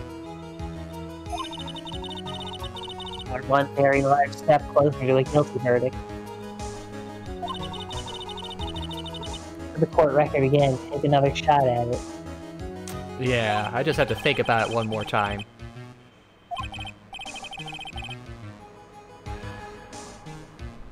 Well, Mr. Wright, please make your decision soon. Let me get this. Wait, I mean, there's something. He could just went to his room. I mean, right? Do I have anything that would be?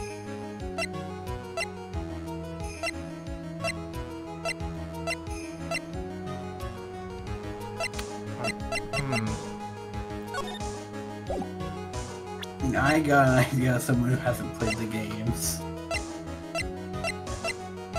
I mean, I'm not seeing anything that would have said he went to his room. Sorry, what did we say now?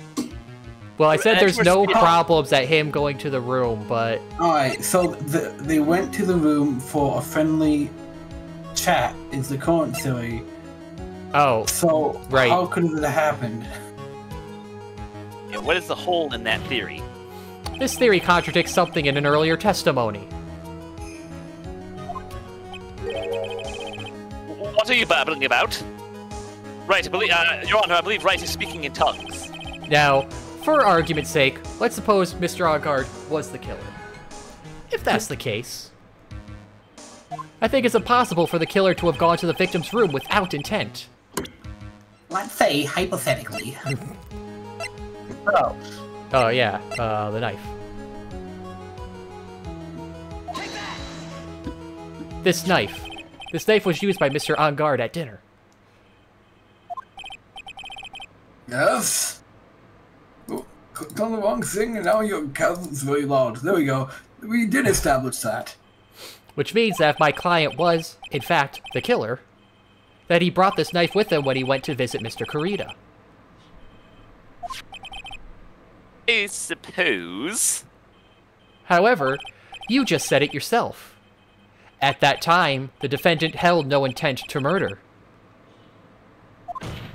If that were true, then why would he bring a knife? He wouldn't, would he?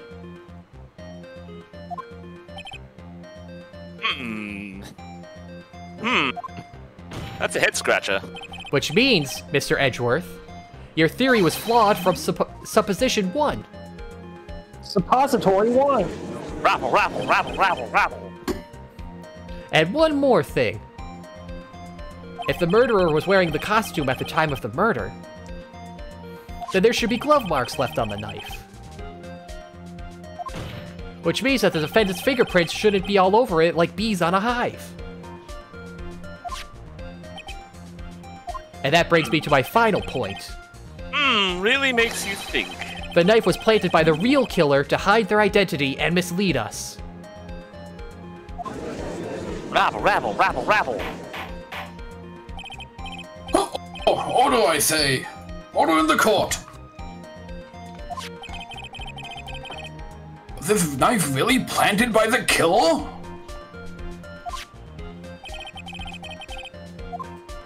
Why would the murderer do such a thing? To frame. It's to frame my client, Mr. On Guard, of course. To frame? Aren't you forcing the interpretation just a little too hard on this one? I mean, God, if you were to stretch any further, you'd be touching my cravat. But we just established that the witness saw the Nickel Samurai in costume. If that were true, then there shouldn't be a single fingerprint on this knife. Oh, God. Ouch. Witness! You made me suffer pain for the first time in this trial. What the fuck? Looks like I made your life a tiny bit more difficult, Edgy Poo. God.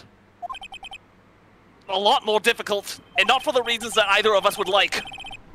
But Well, did you or did you not really see the Nickel Samurai? Well, I guess at first I might have forgotten, but... Are you saying you mixed up Mr. On Guard with the Nickel Samurai, his character on TV? But I mean, I can't really do anything about that now. Look, I was waiting around in front of their doors because, well, I wasn't waiting around for the Nickel Samurai, that's for sure. Huh. She wasn't waiting for the Nickel Samurai. Alright then. Who were you waiting around for then? That's top secret to anyone outside of security.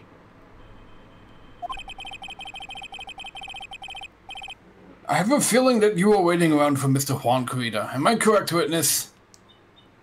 The way you think. You are a sad amateur with a terrible case of nearsightedness. yes, Amateur?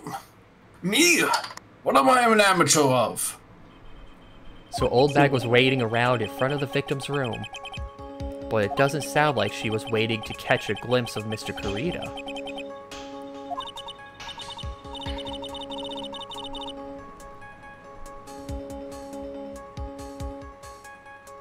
Mia. maybe Phoenix. Maybe the old bag was waiting around for that person.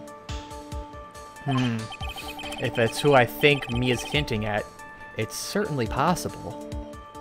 Miss Old Bag. You were waiting around for this person to come out of the victim's room, weren't you? Adrian.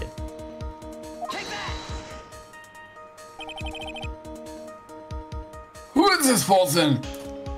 This is Adrian Andrews, Mr. On Guard's manager. Why would the defendant's manager be in the victim's room? It seems that this is the latest rumor in circulation, Your Honor. Oh, this is... Oh, wow. Yes, yes, Japanifornia Times' latest hot topic. It just seems to be really into the article, if it can be called such a thing. A little too into it. Ooh, odd. And this manager was the initials AA. Are you saying it's... Adrian Andrews, without a doubt. The witness thought so as well. Looks like you found me out. Well, that's fine. I could throw away this whole sworn to confidentiality stuff then.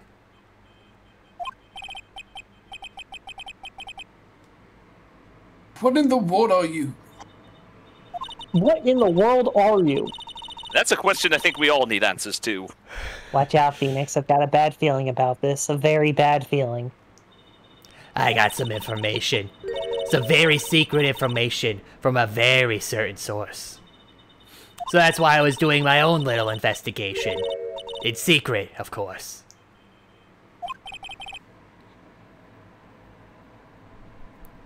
What for? Oh, just for myself. Personal reasons and all that. Huh? Well, Mr. Edgeworth, how will you proceed from here? I really don't want to do this, however, I simply cannot let this point slide. I told you I'm going for 100% perfection on this trial, and I am going to stick to that. There's your Von eyes. Karma blood. I see. With these eyes. Very well, then, witness. Please testify about this secret information. Get ready. This is going to take the wind out of you youngins. Thank God I'm not a youngin'. I'm sure we're all capable of handling this. Really, it's not like we're 10 years old. Secret information. I'm 11. Secret. That on God is one evil, evil man. He thought he could ruin poor Juan by causing a huge scandal. So to do that, he sent his own manager to get in close with Juan. I cannot condone such dirty tricks, so I took action. Oh, and this is top secret. You got that? Nobody else but me and you know yet, okay?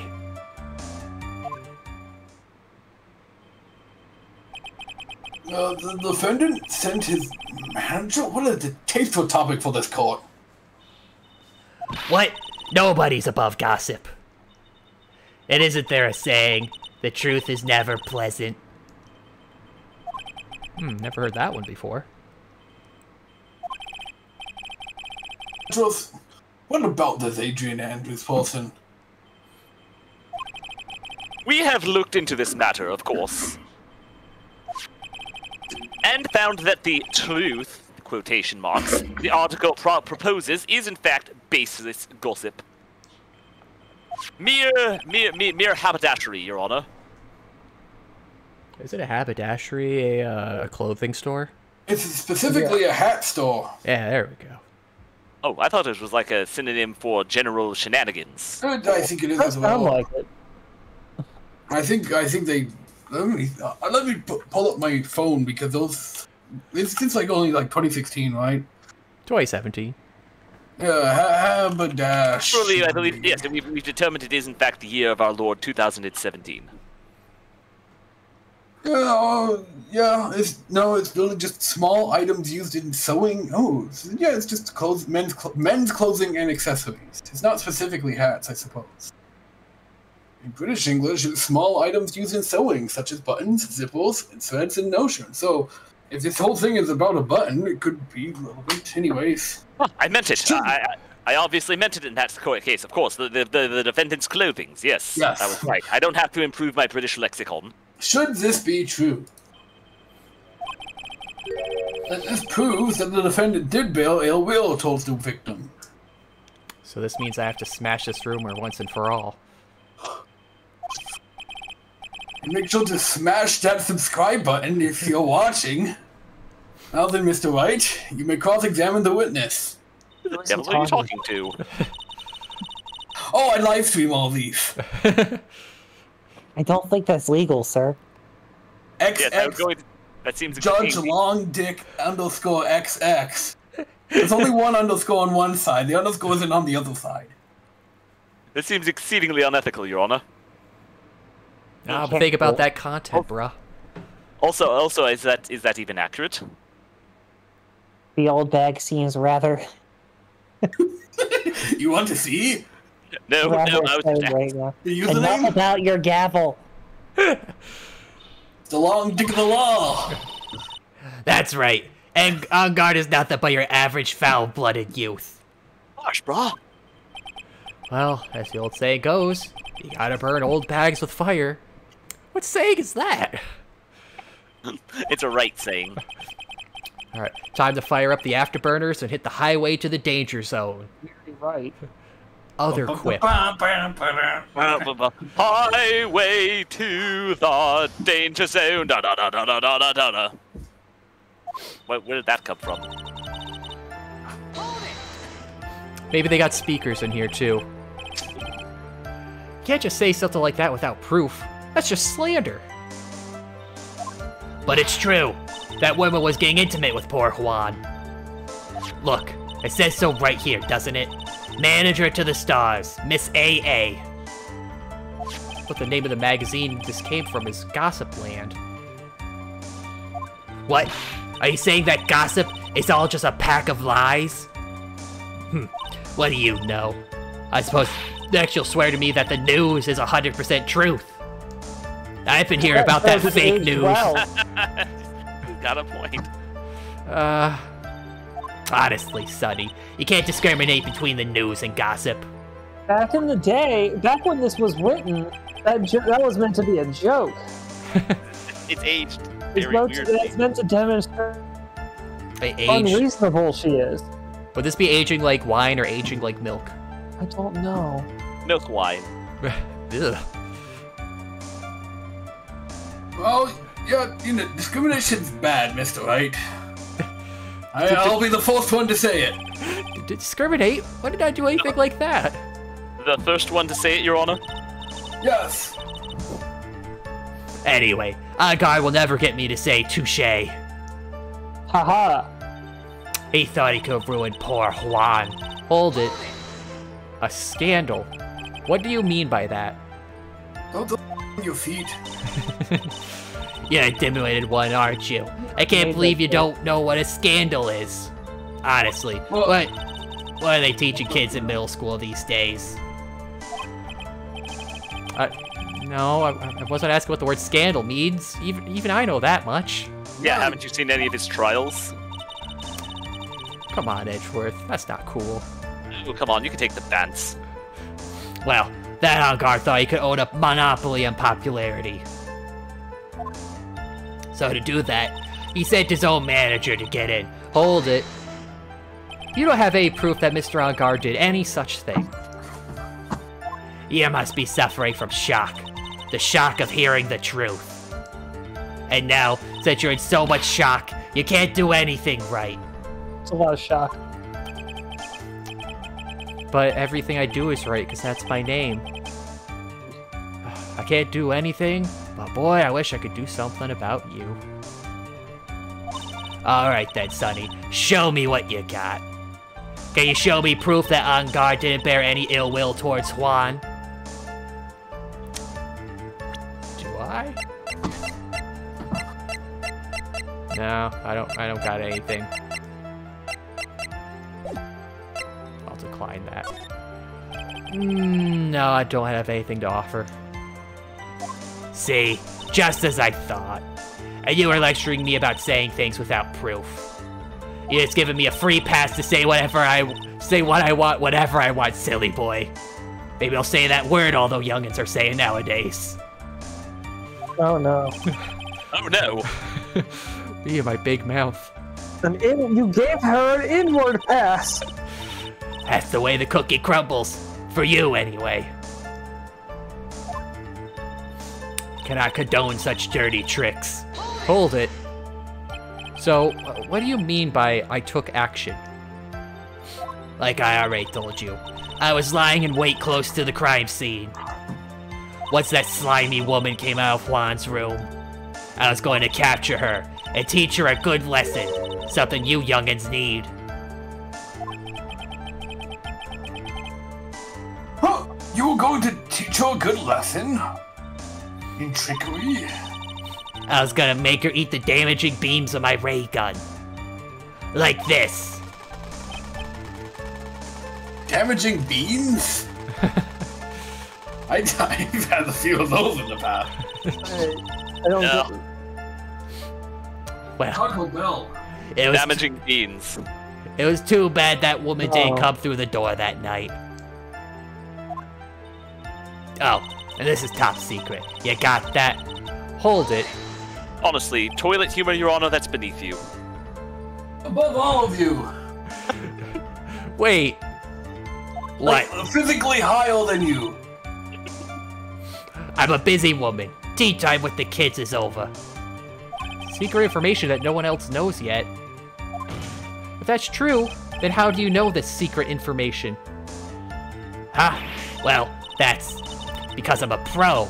Yeah, that's it. It's a secret. Even if you drilled a hole into my brain, you'll never find out. How in the world did that old bat get such a secret piece of information? Just give her the button again.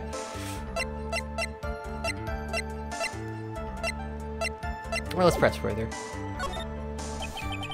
If you don't be a good girl and tell me where you got this secret information, you won't get to go home today.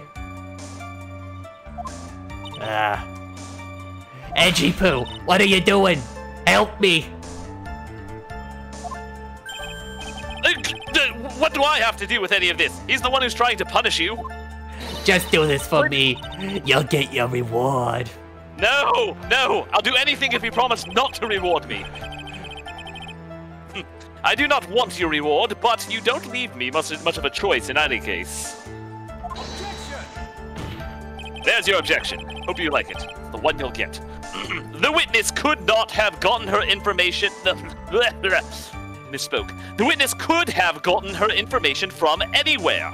The internet, tabloids. It's even possible that it was spontaneously made up inside the witness's head. She could have gotten it from her imaginary friend Jib. And he lectures me on reckless blabbering. As long as we don't know where this information came from, it's quite a waste of time to focus on that line of questioning. Where did old bat get inside information? There has to be something I can use to figure it out.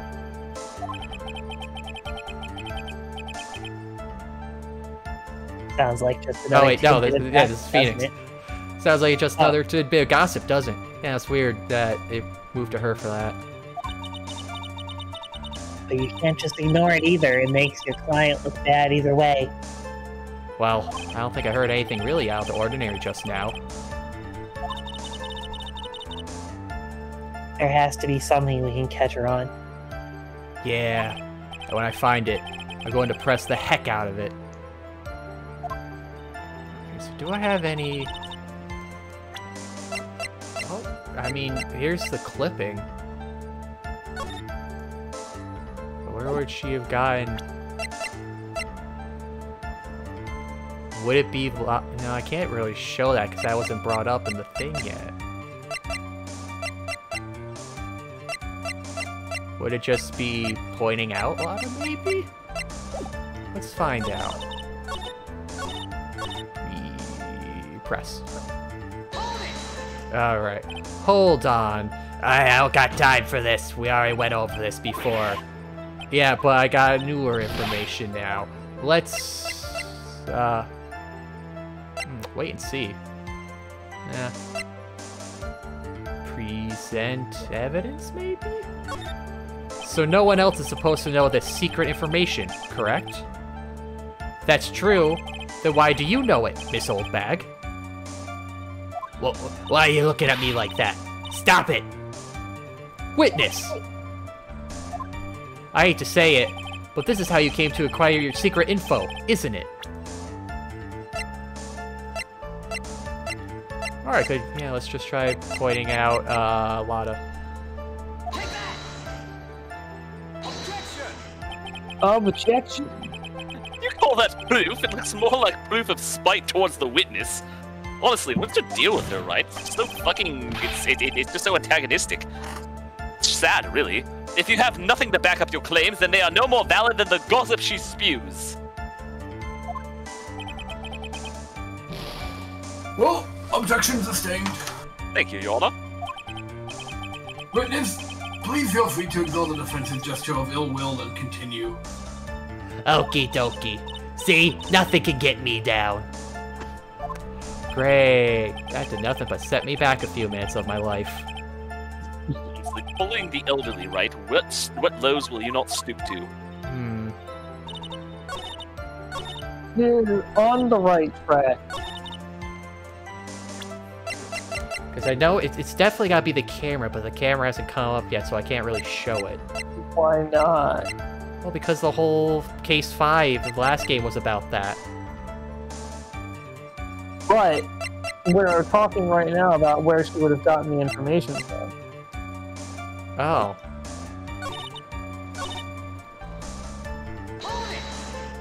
Okay.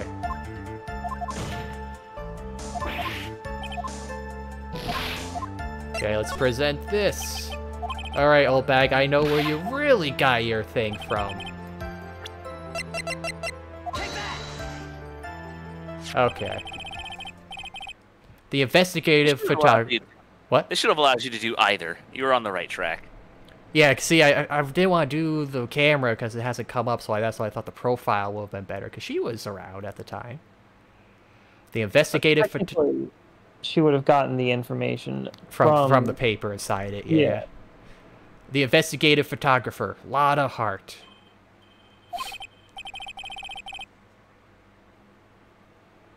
Oh, shit, is that me?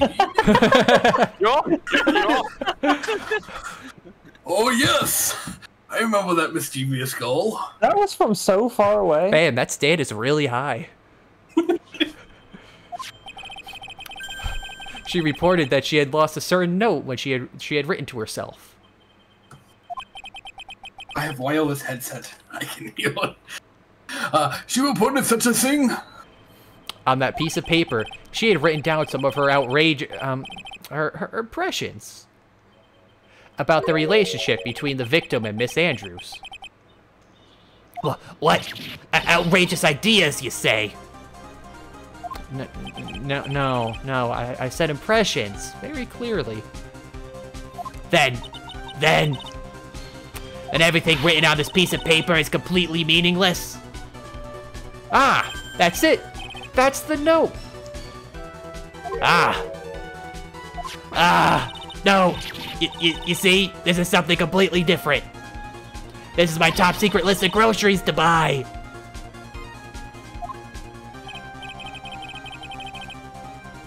Then you are the one who took Mr. Holt's note? I'm a huge fan of Juan's, that's why. That infamous, puffy-haired whippersnapper. She's working with that evil on guard. She said so herself. On guard, I'm his sidekick. She was so happy, smiling like a silly duck. I was only checking out what she had written.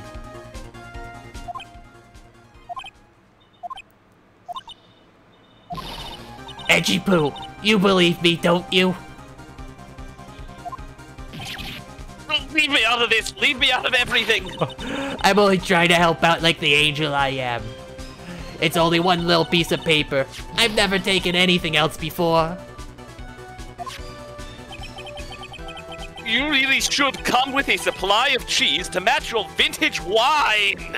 Aha! Maybe we should get some olives to go with that wine! Some crackers would do fantastic with your endless supply of wine! It's only a piece of paper. We can overlook it just this once. No, we can't! She looks like she's really sorry. Should I forgive her? Nah, let's put more pressure on. If I let up on her now, she'll get away. I have to find some way to inflict a deafening blow to the prosecution. Quite alright. I'm getting deaf already. Witness! You said that the only thing you stole was that note. Is this correct? Stole? Why don't you listen more carefully, you annoying brat? I saved this piece of paper from the terrible, lonely trash can. That's all. You're lying, damn it! I can prove it! Damn it! Language. He's got a naughty no-no word. Are you putting my credibility under scrutiny again? Miss Old Bag. I don't believe that the note is the only thing you stole that night. The camera, again. Miss Old Bag. That note was with a camera inside its case, wasn't it? A camera? Oh. Yesterday, Vada Hart was raising a huge stink over her camera. She kept saying something like, "My sweet $1,600 camera disappeared on me." $1,600, goddamn. Why? Why? Witness? What is it, Gramps? Why? If you have that... if you have that note, then it's only logical that you have the camera, too. Looks like you found me out again, Sonny. Is this the camera you're looking for? Ah, that's... What? Even though I look like this, I'm still a person, you know. I still eat meals like you. I fall in love and borrow things from people. I think your definition of borrow is a little off. I saw that woman's business card, and that's why I noticed it said, Slime Bag Celebrity Photographer Extraordinaire. Well, when I saw that, I had to know what sort of pictures she had taken. I'm a professional security guard. It's my business to know these things. Rabble. Rabble. Bailiff! Check the camera's photos, hurry! We must examine them at once! Who turned off the lights? Oh, that's better. It's just we had to develop the photos for a little bit, so we had to shut off the lights and let them develop. Everything's fine now. Oh, Mr. Andrews, what do we have? Well, you'd think in the year 2017 we'd have a much faster way of processing photos, but there does seem to be only one photo that seems to be relevant to this case at all. Nonsense, everyone knows actual development is the way you get true photos. Such a snob, Wright. It does kind of look like the type of camera. But please present it to the court.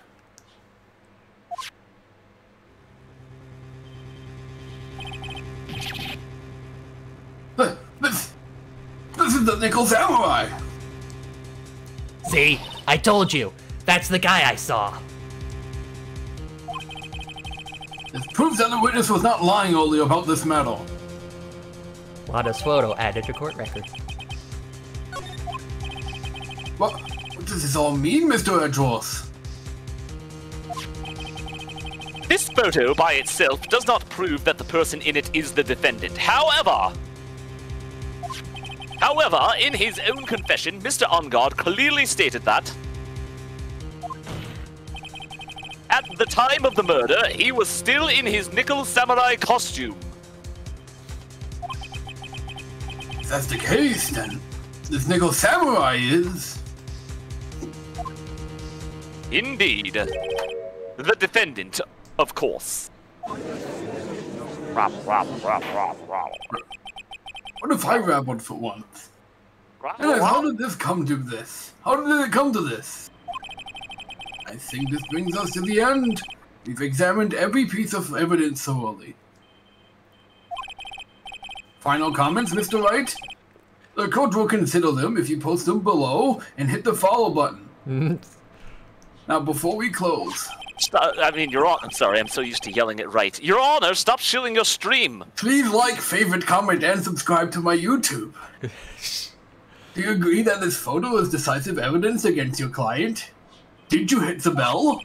If the photo really is decisive, then we're done for. But if I raise an objection here and blow it, I would put Maya's life in jeopardy. I can't make a mistake here. There's only one road out of this mess. The country road! This photo that Lada took. There's... I wish you could actually just let me see the photo instead of covering it. Do you have any evidence? Can you just overlay it with this one? Photo. There's a It'd be like most in insane. it. Oh man. Oh. Where's the Oh yeah, there we go. Yeah, you just overlay the image on top of the image. Looking at double images. Something strange in the neighborhood? Let's see. Perhaps if you had another picture of the Nickel Samurai. Well, I'm looking at this. I'm taking it in. Soak it in. She said. Soak it in. Okay. I hope I don't have anything to say. I'm gonna walk away again. All right. Whoop! No, wrong way. All right.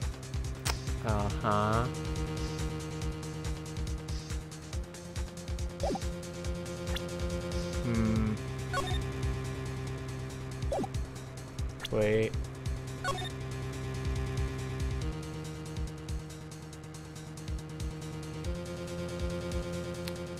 Is it the hair? No. Is it... I'm not seeing anything odd. Well, we can't really see the arm.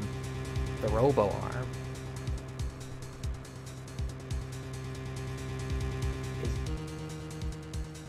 Is there even a robo arm aside from those gears on the shoulder?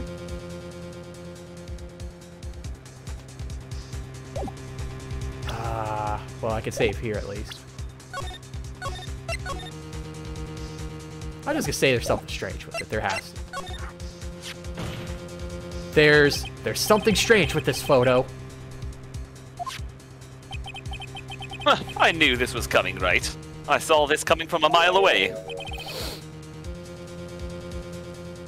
Here I go again. Ah, your thoughts, Mr. Edgeworth. I think you should get an escalator for that stand. I think we can all agree there is absolutely nothing strange with this photo. There is no way for the defense to debunk this photo, even with a bunker buster. Not even with Grandma I can't. Almost minted. Is that what you're planning to do, Mr. Wright? He's going to debunk it with a Mega Buster Bunker Buster. Now filled with even more Buster Bunks of Busty Bunks. Anyway, please look at the photo one more time. You can't debunk this, right? Oh, if you really believe you can honestly find something wrong with this photo, then you should only need one chance, one opportunity, correct? Well, I have to find something wrong with this photo. I can't let this chance go by. Where in the heck did she take this photo from anyway? That's it! Wait, it's all out of focus. Why can't she take a good shot, especially when it counts? Now then, let's hear your objection. Also, your Let's This was very cute. Have you saved recently? Yeah, I see. Just did. Wait, what was that, Zen? Said that's it. It's very cute. It's the shadow, cause this is Onguard's room. I think.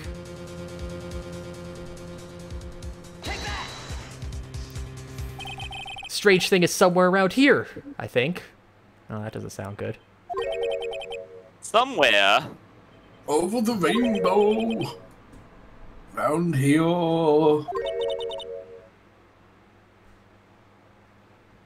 I think. Am I seeing something you all are not? Death. Looks like there was no problem with his photo after all. The problem was with the brain of that lawyer, Your Honor. That's the only issue I see here. Wait. There goes your last chance. It's an opportunity was once in a lifetime, and now your lifetime is ended. You see no reason to belong. Skibbity-boo-bop-dibby-bay, guilty. Now Wright's going to do his bullshit time travel horseshit that robs me of my win every single time, isn't he? No, it's not every time.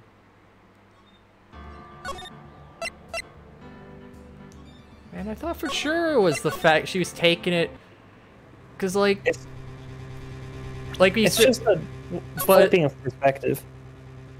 Oh, look at the stuff around the door. That's the stuff around Juan's door. It's just from the other angle.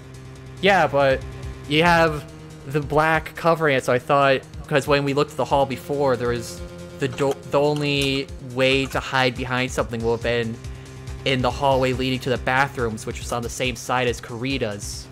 So I thought it was like she was taking the photo of him walking out of his own room. So I guess it's not that. Huh. Wright couldn't debunk this photograph even with Grandma Brownie's chocolate chunker wunker bunkers, now with even bigger chocks of chocolate chunker bunker bunkers. Look at the other picture of the Nickel Samurai. It's a little tricky on this one, but the comparison will help. Okay. Look at Okay. So Look at, notice if anything seems off.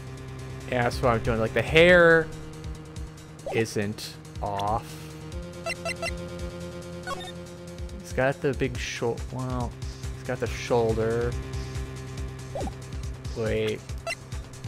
No, he's wearing a glove. Yeah. We got the little jewel. The shirt's basically the same. Go down the list. Look at his pants. Stance. Oh.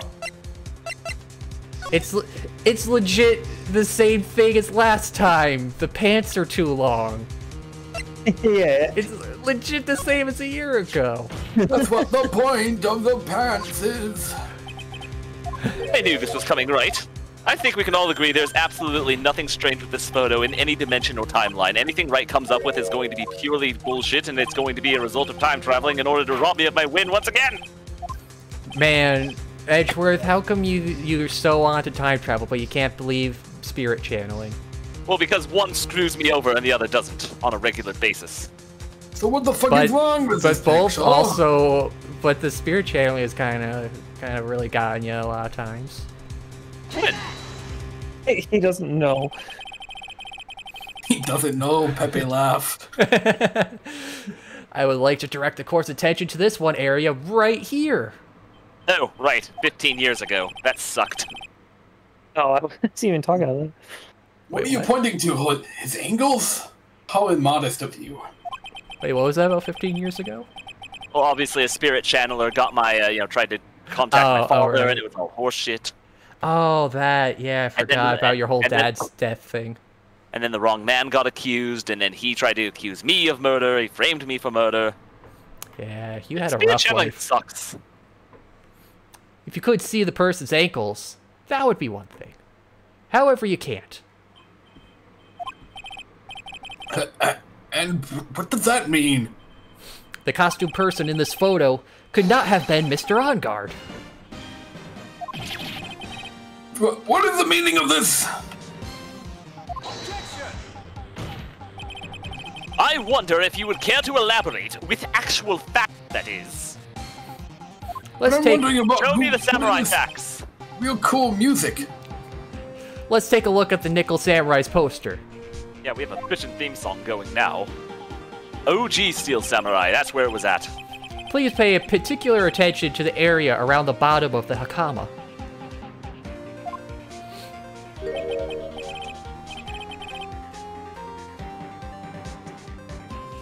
His socks!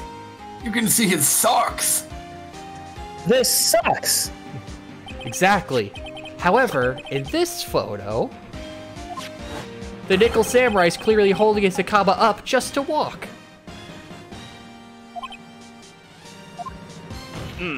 There is only one explanation bad. for this. This could be very Magic. bad. The person inside this costume is clearly much shorter than the defendant. Rabble, rabble, rabble, rabble, rabble. Shortism. Alright, I think I turned things around for myself this time. That's curious. Curious George did this! Huh? What is? Edgeworth is unusually calm today. Really, he wasn't look too calm when Goldbag was talking. But aside from those moments, yeah, kind of true.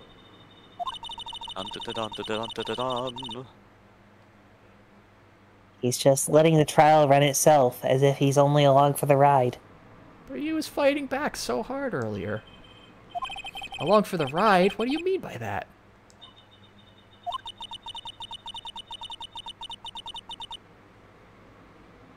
I can only guess that perhaps he doesn't feel under attack at all. He doesn't feel under attack? Then I haven't damaged his case at all? Mr. Andrews, where does this leave us?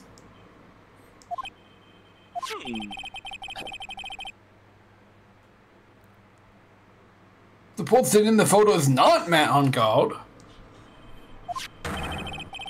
And everything in the prosecution has tried to prove has become meaningless.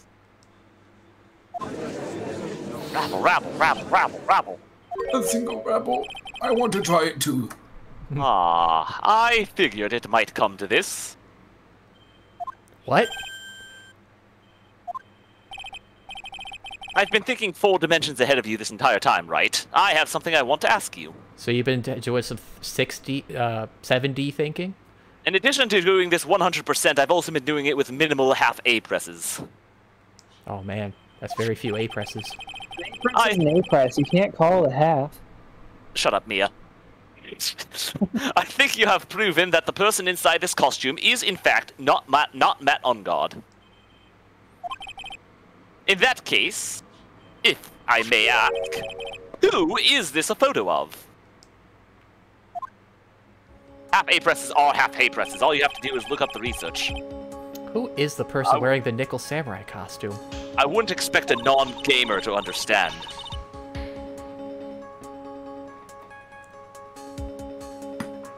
Don't stress out over this, Phoenix. It's very simple. Oh, stress out, I don't care. What you should be focused on is Edgeworth's attitude, don't you think? Yeah. Why is he so calm?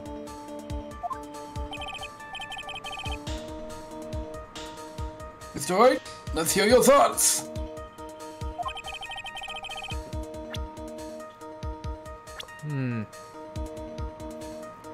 Clearly, it was Matt on guard. Clearly, it was my underwear. Is your underwear clear? Would it? Is it ever? It's gonna be Adrian.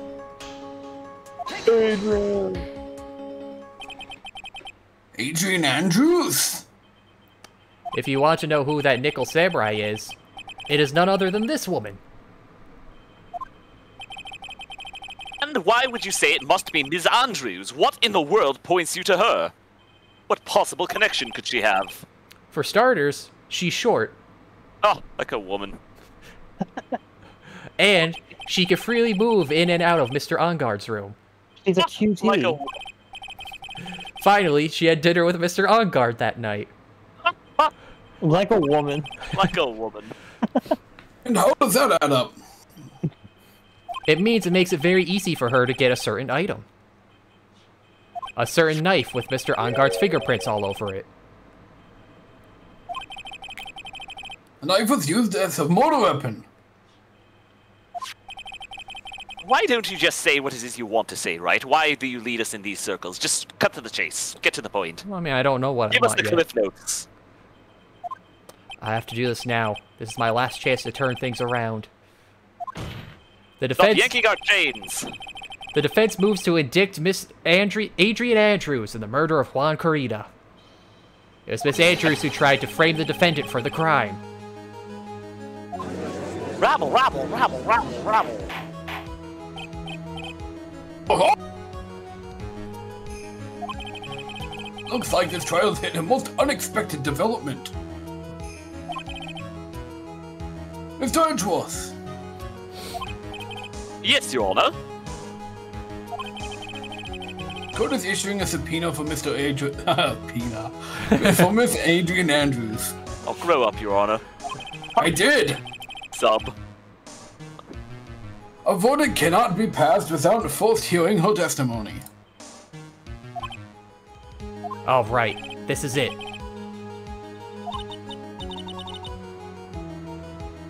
This is kind of bad for us. Huh? What do you mean? If Adrian Andrews is summoned to court as a witness, it means that the trial will go on for another day. One more day? Ah! If I don't get a verdict today, then Maya... I'm pouring myself a drink here, but... I could use one of those myself, Your Honor. We shall set Miss Andrews' testimony for tomorrow. What am I supposed to do? The judge is about to adjourn the court. I want to raise an objection. Now then. Please, Your Honor, continue the trial. You must pass a verdict today. I can't do that. Oh, so when the prosecutors tell you, you go to do it, but when I don't get to do Yeah, but it... it never happens, does it? We cannot hear... Ah! Hold on, 1 second there. I abhor wasting such valuable time. Edgeworth?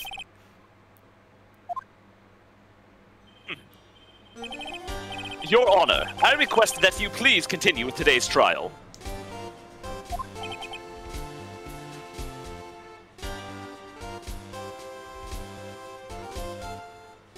Your Honor? But, I said but, we probably didn't pick up. He said, but. The butt did not pick up.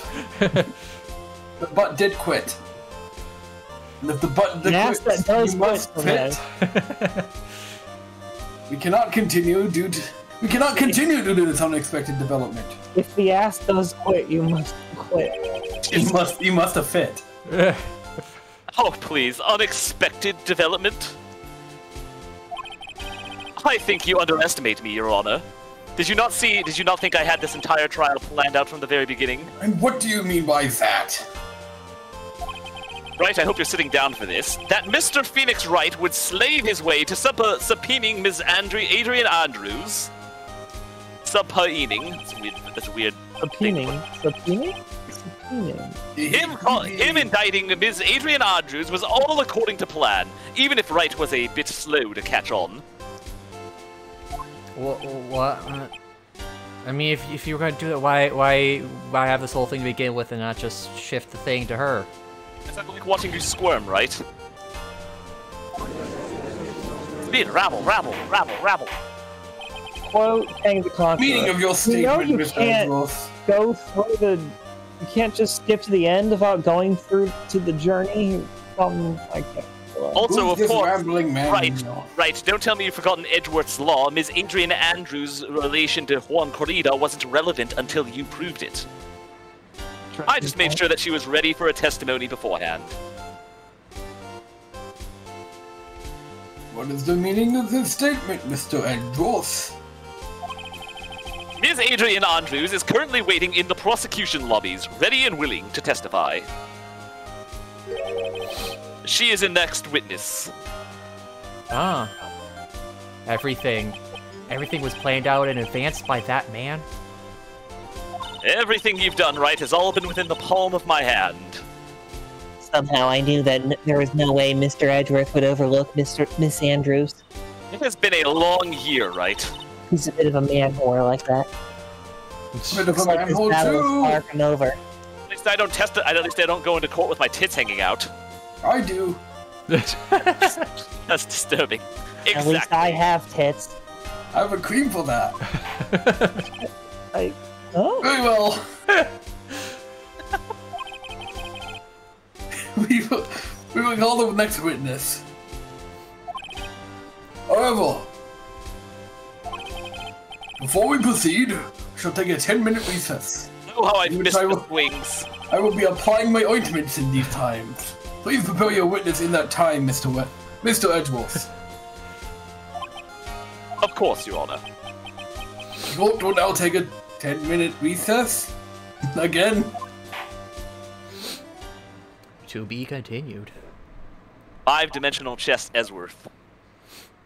5-dimensional chess is fun. What about 4-dimensional chess? Where's that game? Until I assume it already existed, and that's why they made a 5-dimensional one. Because it was too easy.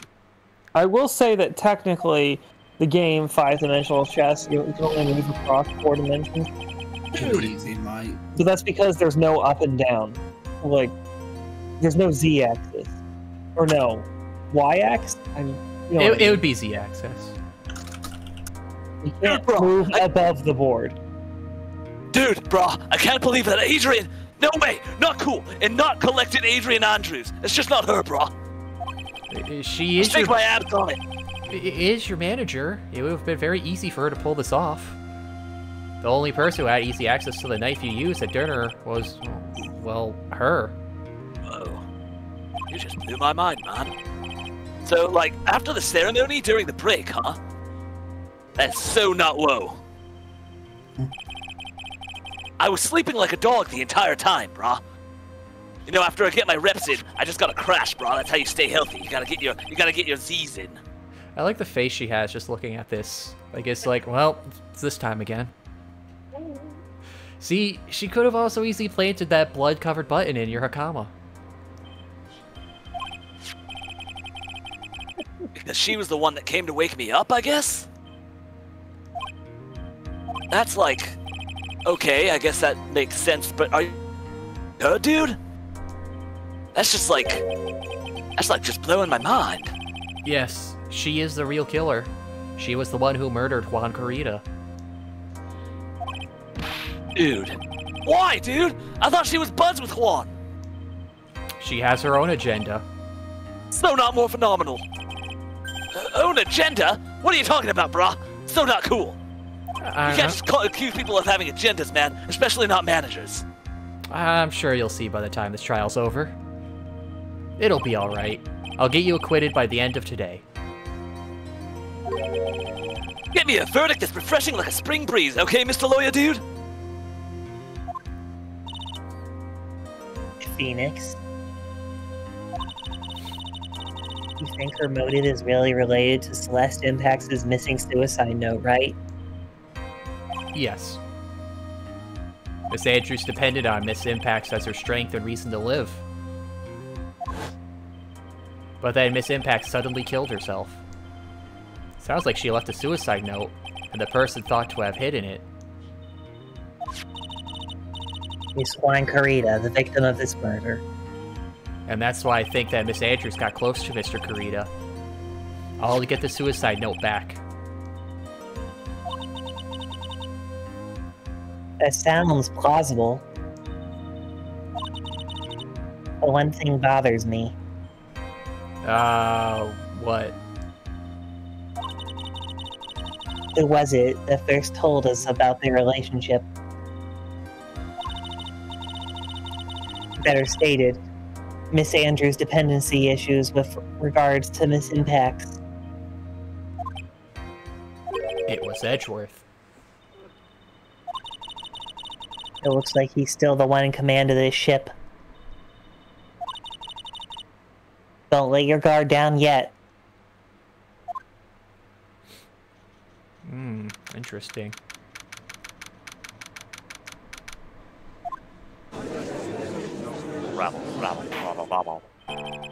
Court will now reconvene. Now then, Mr. Andros, if you please. You know, if the spirit channeling was more popular, Adrian could have just gone to them to channel her mentor and figure out why she killed herself and avoid this whole situation. Channeling you and your ghost stories, right? It's adorable. Anyways, the prosecution calls the witness subpoenaed by this court. Shima. What's up? Ms. Adrian Andrews, the person who discovered the crime in Mr. Juan Corrida's room.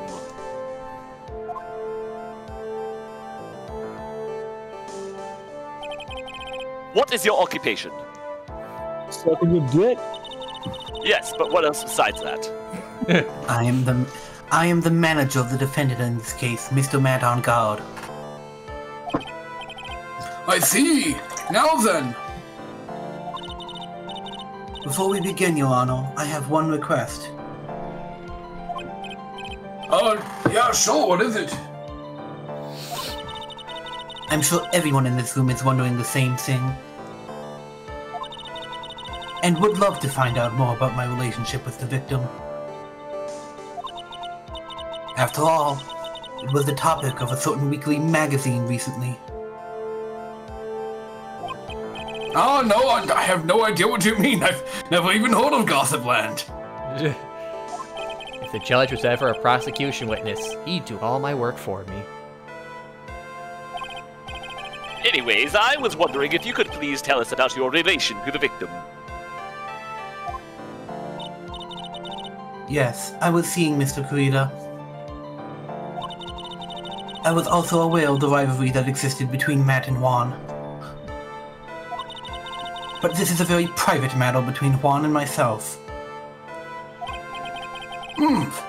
So it was a fry and bait matter. Was it a bait and fry?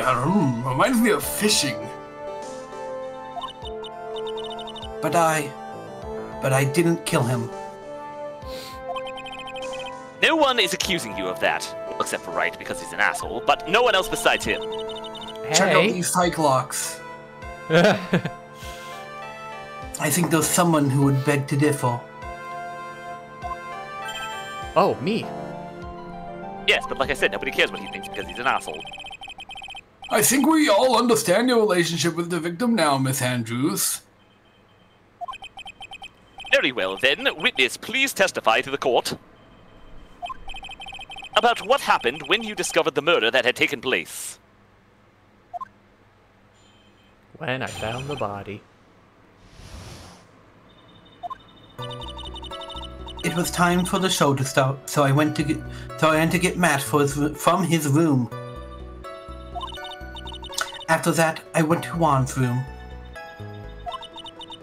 And there was his dead body. I was in shock.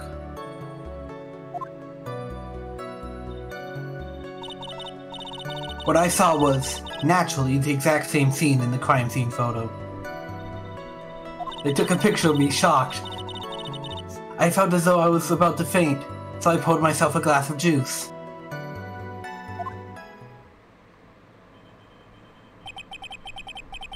You poured yourself a glass of juice? A glass of juice? I've got that right now. Yes, sadly. I don't remember not... I didn't remember not to touch things at the scene of the crime. And I disturbed the crime scene by moving this one thing. And that is when the fingerprints on the wine glass were made, Your Honor. Using a wine glass for juice, how barbaric. I see. I'm just using a regular glass. Well, Mr. Wright, you may cross-examine the witness. Phoenix and far away. She is one cool and collected customer, and she has the brains to match. Yes, I know. In order to catch a person like her, you have to avoid head-on confrontations.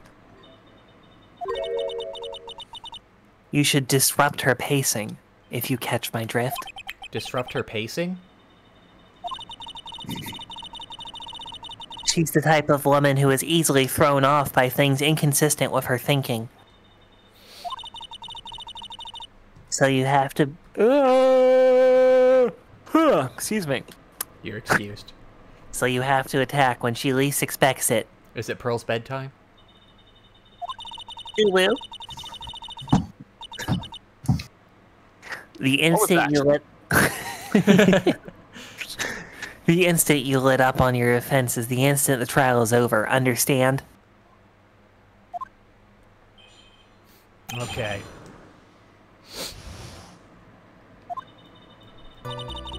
It was time for the show to start. Hold it. So we went to get It was... And what was Mr. Angar doing at the time? He was taking a little sleepy poo. That's what she said. He was all worn out from his mini performance at the Nickel Samurai during his ceremony. Mr. Angar did say he was taking a nap. Then I guess you could say it could not have been taken. It could not have been taken out of his room. Yes. The nap? Excuse me, it. What are you? Right, I thought years of school would have taught you how to construct a sentence. Oh, that's right, you didn't go to lawyer school. You got your badge of a cereal box. They teach you They teach you grammar in lawyer school? I thought they would have, taken care of that with middle and high school. Well, obviously, you got your middle and high school badges out of cereal boxes as well, then. Wait, If they you gave can't- badges for grade school? I wasn't told of this. Too late now. If you can't make a sensible sentence with a subject, then I'll make one for you. Watch and learn very carefully. Did you, Ms. Andrews, remove Mr. Unguard's knife from his room? There, subject, verb, punctuations. The whole 9 yards, right? Said his next line. No.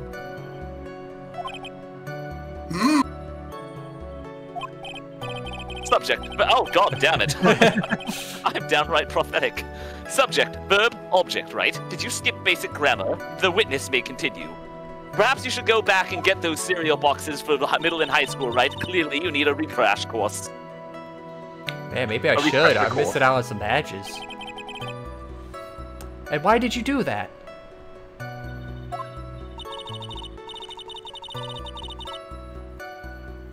As a friendly gesture, Juan was to make an appearance with the other heroes. So the show was supposed to be a show of friendship, huh? Push further. Is that the only reason? I beg your pardon. What are you implying? You had a certain goal in mind when you started to get close to him, correct? Sucking his dick. So perhaps you had a more personal matter to discuss with the victim? Like I said. Sorry, but I don't have any such intentions in mind at the time. I can't get her to talk without a strong piece of evidence, I guess. May we continue now? Witness, what did you see when you got to his room?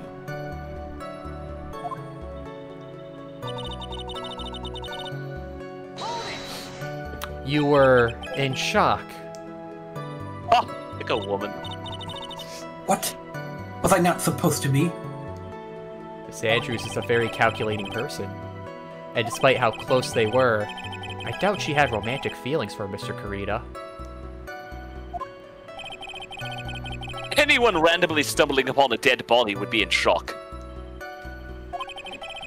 And you can't seriously expect that a young beauty like herself would not be shocked. Somehow, I don't think beauty has anything to do with being shocked or not. Nice.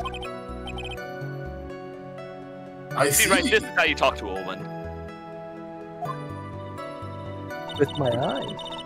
I don't know how many times I've said I see it up until this point. He says it a lot. I never noticed until you started voicing it. There's a montage video if there's ever one. I see. This is the photo you're referring to, correct? We also do a montage video with girl going, ooh.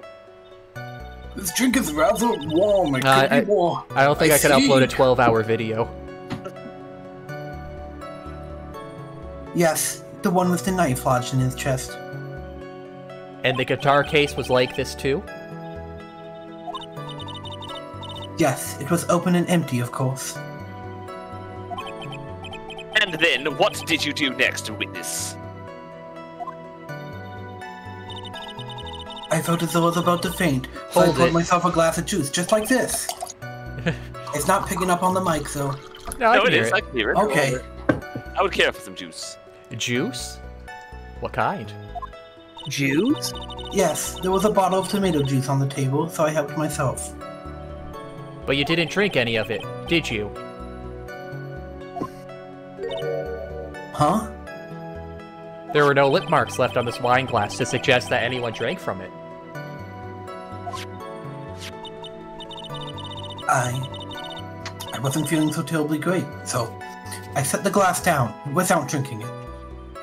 Miss Andrews, I would like to confirm with you one more time. When you discovered the dead body of Juan Kurita, you were in great shock. And that's when you poured yourself the glass of juice, correct? what of it? My mind really was a complete blank. My mind really, was a complete blank at the time. Your mind was a complete blank. I didn't think that was possible for you. No thoughts, head empty. Aren't you so rude? Aren't you rude today? I was so dazed that I made one careless mistake. That one thing. What one thing? That one thing. Never mind. It's no big deal. What was she starting to say just now? Let's push further. Surely it was nothing. Miss Andrews, I'm convinced that, as you said, you made a mistake at the scene of the crime. What I really want to know is what this mistake was. Actually, so would I, now that I think about it. Ah, good, we're on the same side. Fuck off. I'm sorry. It's kind of embarrassing. I made an oopsie. Oh no. Wow, wubsy? When I set the glass down on the dresser,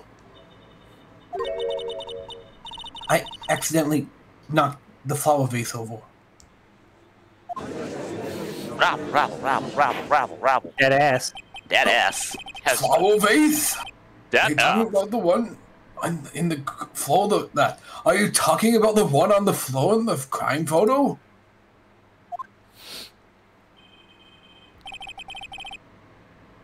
This massive glass shards?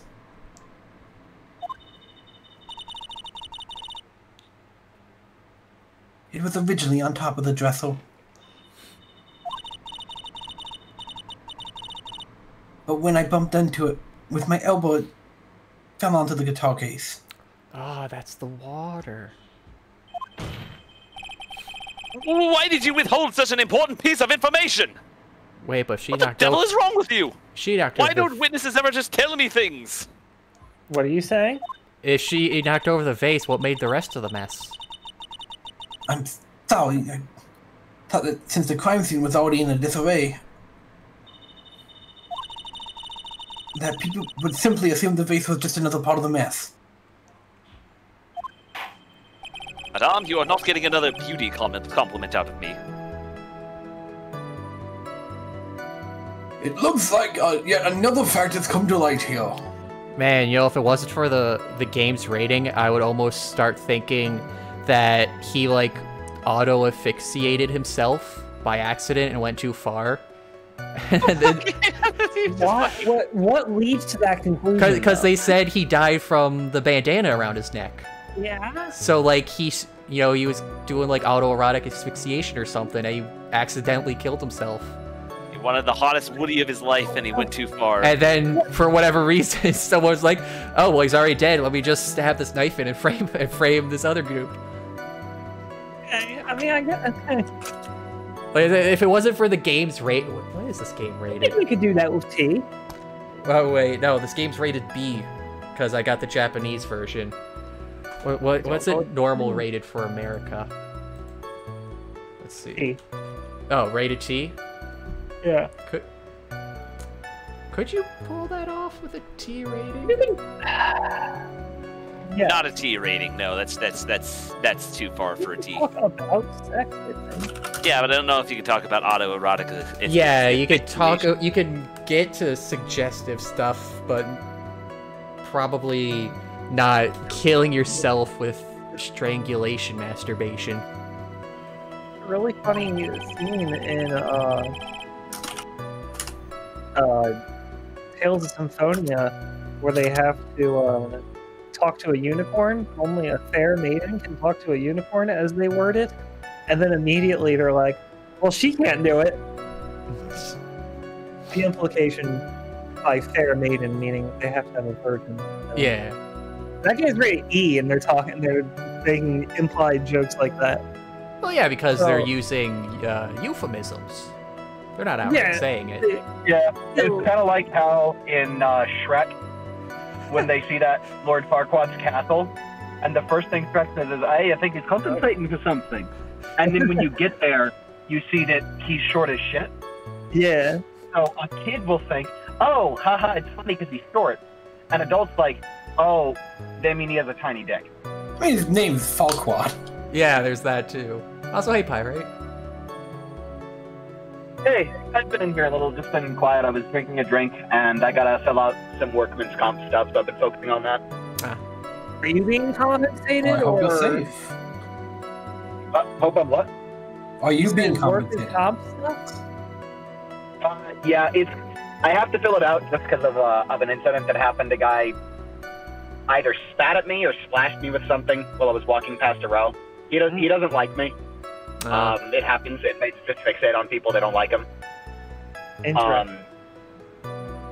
The guy and his neighbor, 20 bunk and 22 bunk on Alpha 1, don't like me at all because they thought I said something that I didn't fucking say.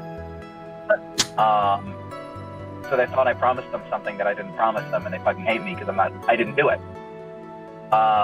So since technically spitting on me counted as staff assault, or splashing me with water counted as staff assault, I have to fill out some paperwork. It's a pain in the ass, but Yeah, that's really paperwork's annoying. you gotta do it. It's like when I splashed myself in the eye with chlorine, and everyone freaked out and was like, it was months of me like filling out paperwork and making statements that I wasn't going to sue anyone and apply for work and stuff. Like, if I would have done it, but I did it to myself. Alright, well, please do continue to be safe. Yeah. Don't worry, I'm fine. That's good. I'm just not gonna go down that row. Because I shouldn't have gone down it in the first place. I should have waited, or let someone else do it. Because I'm on 3 row, 4 row anyways, and I know those guys hate me. So it's like I shouldn't. It's like, yeah, they shouldn't be little pieces of shit, but I also should just be smart enough to not go down that row. Alright. Yeah. Yeah, don't worry. I'm safe. That's good. Continuing. Also, you've got like the perfect sound of it's the radio show and you're calling. Yeah, it's like the radio demon from at the hotel. Good, I guess I am. Please add this and anything else you have revealed to your testimony. Yes, Pyrite. Please add that to the testimony. No, he's. Yeah, don't worry, I'm doing it. He's where they end up afterwards. I'm sorry, but Now, that could be a fun game sequel. Just all the people in jail. I have nothing more to add. I didn't touch anything else.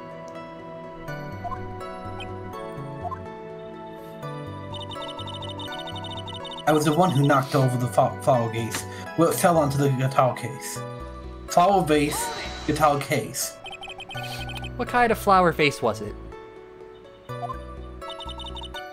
It was a glass vase, and was fairly big and heavy, but it's not very big. I thought I would try to take it. I thought I would try to take Juan's pulse. So I set the glass I was holding down on the dresser. And that's when my elbow accidentally hit the vase. That's odd. I thought she was always in total control of herself.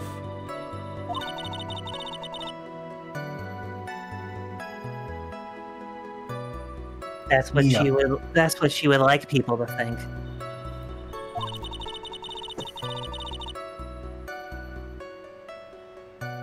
Always be mindful of the gap between your perception and reality. There's a gap? Doesn't sound like there's any glaring contradictions in her testimony just now. Mind the gap. I warned you earlier that she would not crack so easily. The only way to make her is to ...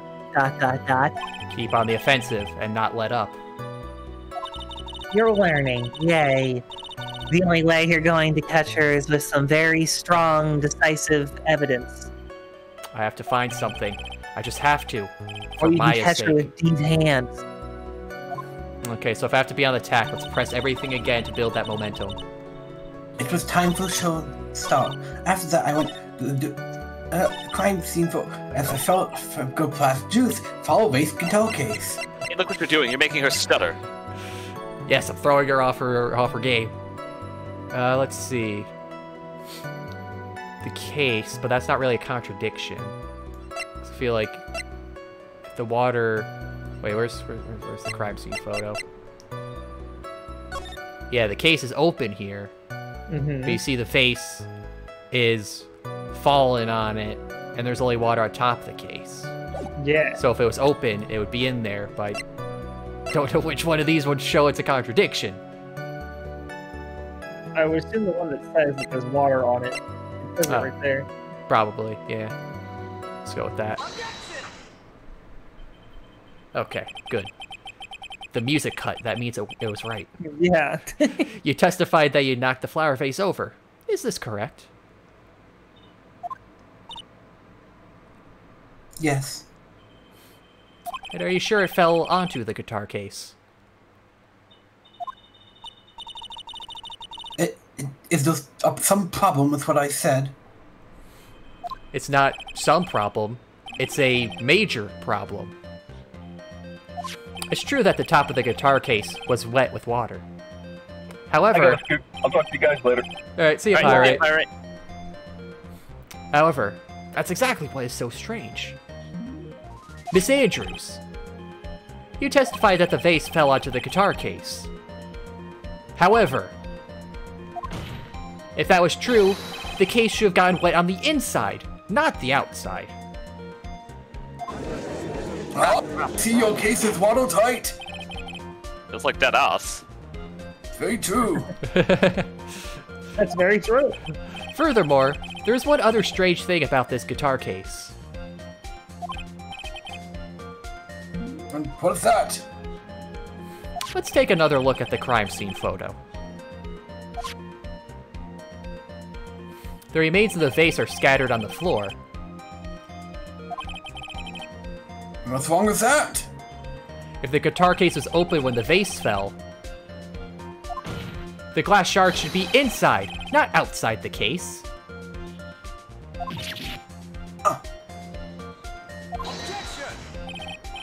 What is your point, Wright? Get to it! You keep yanking our chains and just leaving us alone, but get to the point! That the case was closed at the time the vase was knocked over? Is that what you're trying to say? Is that all? Is that everything? No. Think back to what Miss Andrews testified to. She said that other than the vase, she didn't touch anything else. Well, you didn't have to get that to the point. Yes, that's correct. She did implicitly say she didn't touch the guitar case. But the whole matter with the guitar case is a dead end. Why are we even following into it? The bright red guitar was found at the studio. It has no bearing on this case at all. Gumshoe told you so. That may very well be. However, that empty guitar case does seem to have no relation to this case, doesn't it?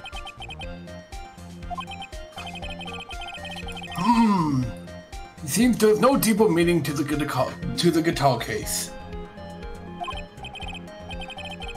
Well, Mr. Wright, do you think we need to hear more details about the guitar case? No, I want to hear more about it. I like the rhymes. The empty guitar case. I believe this is a crucial piece of the puzzle. Of course you would. I can't believe that anyone would reach for straws like you. But I can't believe that anyone would reach for straws like this, but then again, it is you, right? Now look who can't construct a sentence. Oh, fuck you. At least I know how to make a sentence. Subject, verb, direct object. Gosh. I can't believe I'm doing this either. Subject, you. Verb, are. Adjective, fucking rude. Punctuation, period.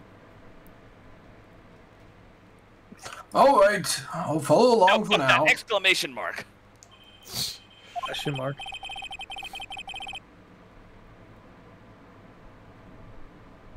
So, Andrews, please testify to the court about the guitar case.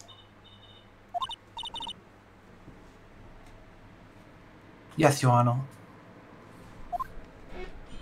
The guitar case.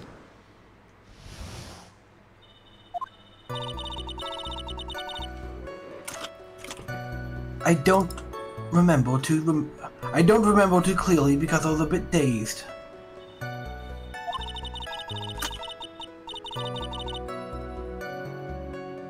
I suppose I must have opened the guitar case after I knocked the vase over.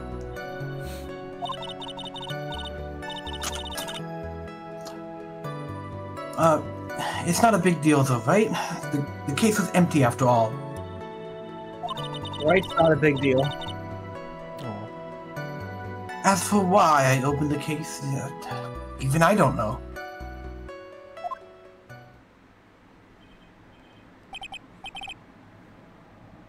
It looks like it was a really very important point. Oh man. This wastefulness is such a familiar feeling by now that it's almost comforting. Nostalgic, even. I do miss Wright's useless prattling on in long, unnecessary tangents. Well, anyway, I'll just go ahead and start the cross-examination. You do that. I'll be reminiscing here. Using any way to change the subject. A convenient escape for a weak man. I want you to, after this point, keep track of every time Edgeworth uses the word anyway. You know, that's actually kind of a good point. Yeah, anyway does seem like a very non-word to be using. Yeah. It's almost like I had an English teacher saying for like papers like don't use words like supposedly or apparently when you're writing a paper. Don't use those because that's like a word to distance yourself. If you're writing an opinion piece, state your opinion. Don't be using distance words. And now every time I see those, it really just stands out to me. Unless, of course, you're stating someone else's opinion. Well, yeah, that's true. But even still, the words just Any way you want it, that's the way you need it. Anyways, you want it. I don't remember to hold it. During your testimony just now, did you remember those events clearly in your mind? Well, you see. Are you sure you are the one who opened the guitar case? What do you call the top part of the ribs there? What, like... Part of the ribs? Collarbone, I guess? Like, she's very pronounced collarbone. Like the gestal area? Like where the heart... Like where the heart... I'm not sure. Top of rib cage... Like her collarbone, I guess? The sternum. That's like the middle part. Alright, well, next time she's on screen, I'll point out what I mean. Okay. She's waiting for someone to tell her if she should answer or not. Sounds like your dependent side is taking over. Taking over. Well, Miss Andrews, rather. Should be looking at a ribcage anatomy, I think that would be the clavicle. She's very pronounced. Yeah, yes, it was me.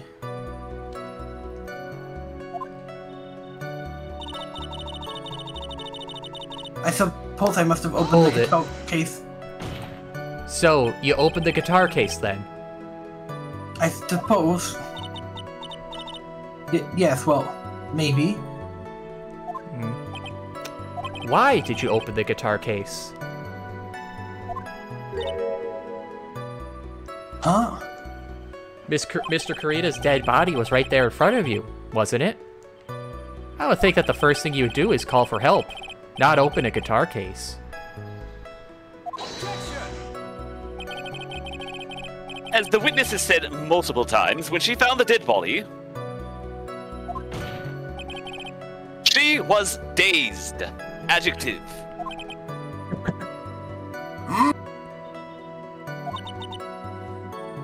Maybe I was curious to know whether if the bright red guitar was alright or not. I thought maybe the criminal took it. Why would she care about the bright red guitar? getting back on topic. Wow, yeah, now I can't unnotice it since you pointed it out. It's not a big deal, though, right? The case of... Supposed to be. Is she supposed to be fit or skinny? I would assume bone pronunciation like that would imply skinny. So was it really empty? Huh. I was just wondering if maybe when you opened the case, the guitar was still inside. How long have you been a lawyer, Mr. Wright? Have a little professionalism. Well, I mean, like, what, a year and a half? That's no excuse. A year and a half is plenty of experiences. Aren't you always touting about how you have a 0-loss record over like 7 trials? Isn't that a little bit of experience to you, right? I mean, yeah, that's experience, but I mean, it's still early. The bright red guitar was found at the studio. Open your goddamn ears. These trials would be over in half the time if you would just pay attention.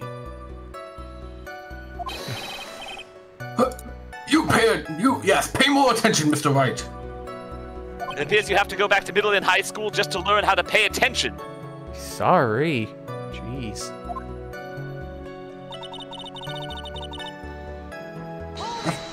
Hold it. Was that because you were shocked and dazed at discovering the victim's body? Yes, that's probably it.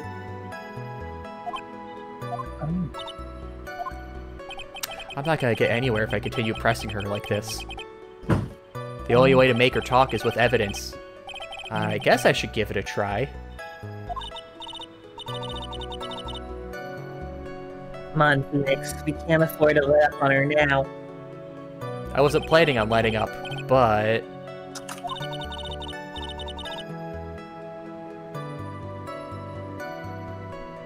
She's at her weakest now, so this is our chance. That's yeah, high. if we had a weapon to hit her with. I'm sure a weapon is hiding somewhere in the court record, waiting to be found. Like the knife. We could hit her with that. Stab her, Phoenix. Please, no. Actually, let me look. Okay. It's dazed. Might have opened.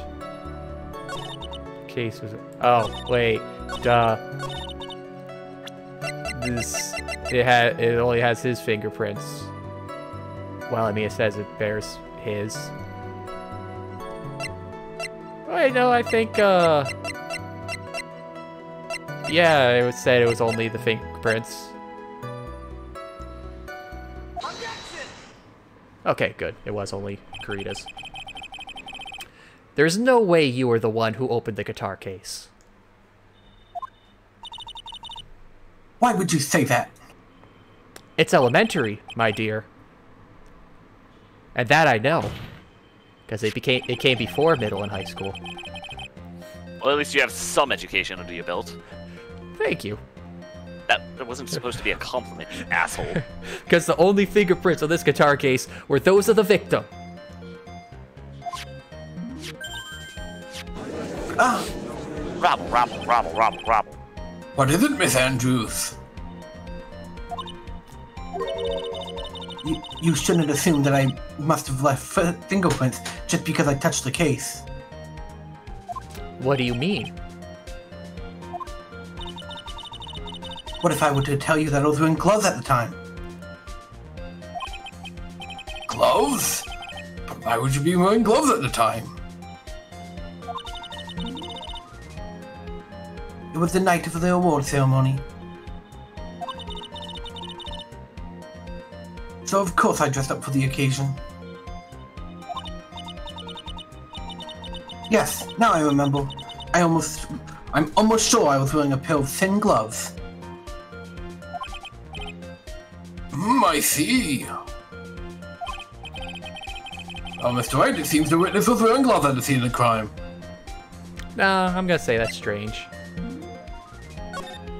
It's strange. You were wearing gloves. Isn't that a little strange? Why is that strange? Do you have something that would prove I was not wearing gloves at the time? Oh, I was expecting this.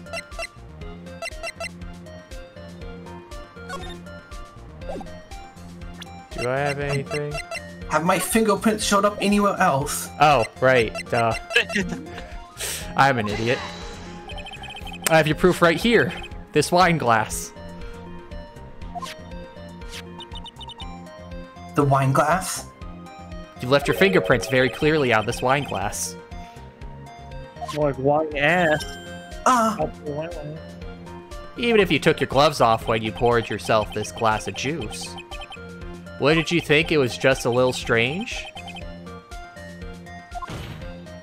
That you put your gloves back on just to open the guitar case?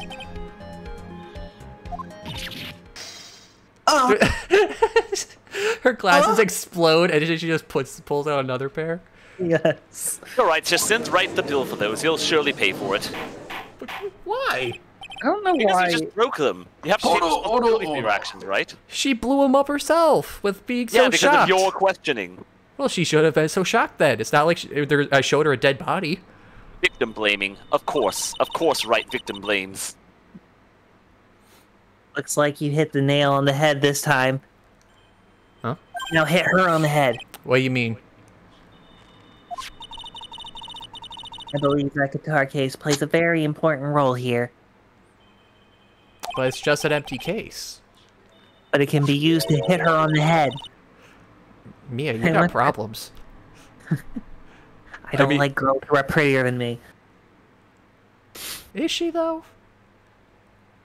It's a toss-up. It's sexy versus cute. One has boobs, one has ass. It's a very hard call. Well, not really. Well, of course, obviously, ass is obviously superior, but for most men... Well, I mean, first of all, no. Well, I guess the second of all, the other bigger thing is, one is dead. Well, is she? And therefore, Mia can be jealous. I wonder if it really was empty though. But the guitar, the bright red guitar was at the studio. Phoenix, drop all your presumptions.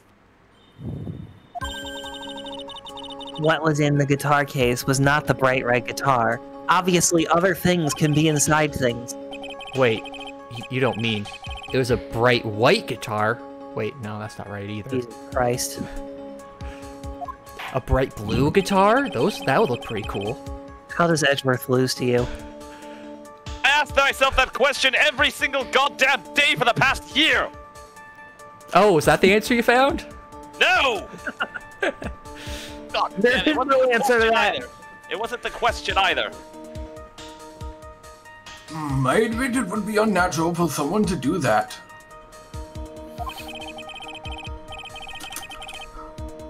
So, the witness is not wearing gloves despite the fact that on the case... Your Honor, this is obviously the defense's usual misdirection tactic at work. A classic Wright maneuver that I've grown tired of. Steer the court towards an unrelated topic and lure us all into his misguided... No, Your Honor.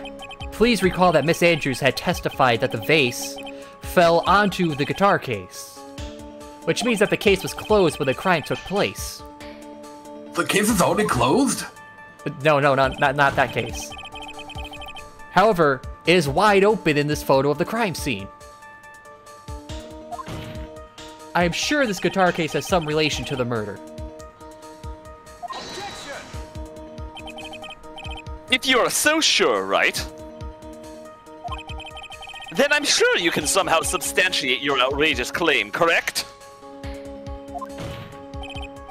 Please, enlighten us as to why that guitar case has anything at all to do with this murder. We're all on the edge of our seats, right? Do you have a single explanation for what the case could be used for? Can you do that, Mr. Wright? Just in case. Well, let's suppose for a second that the bright red guitar was not the only thing that could have been in the case. Are you saying it was a bright green guitar? Well, no, that's ridiculous. I mean, green isn't creative. Why would you make a music instrument of that?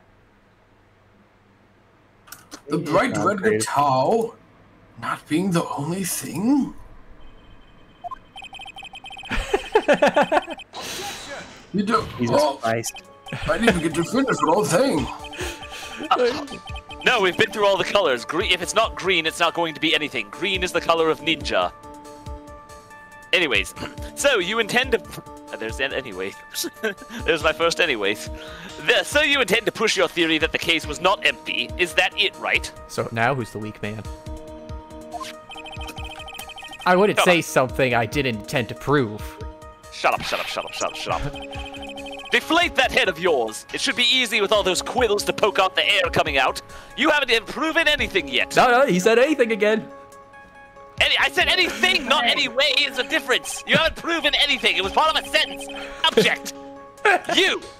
Adjective. Wrong. You are wrong. There's a sentence for you. Put it on your refrigerator. Now then, let's have it. What was inside this case at the time of the murder? The knife? No.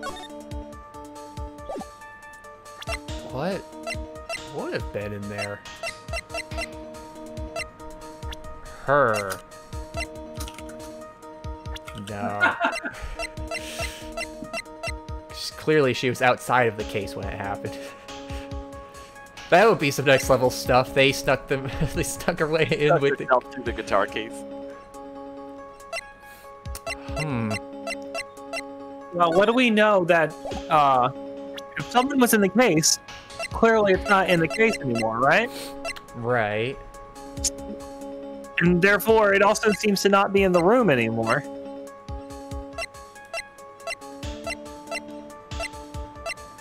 Which means it left the room at some point. It really can't be her. Could it? No, that's stupid. They said they saw her around outside.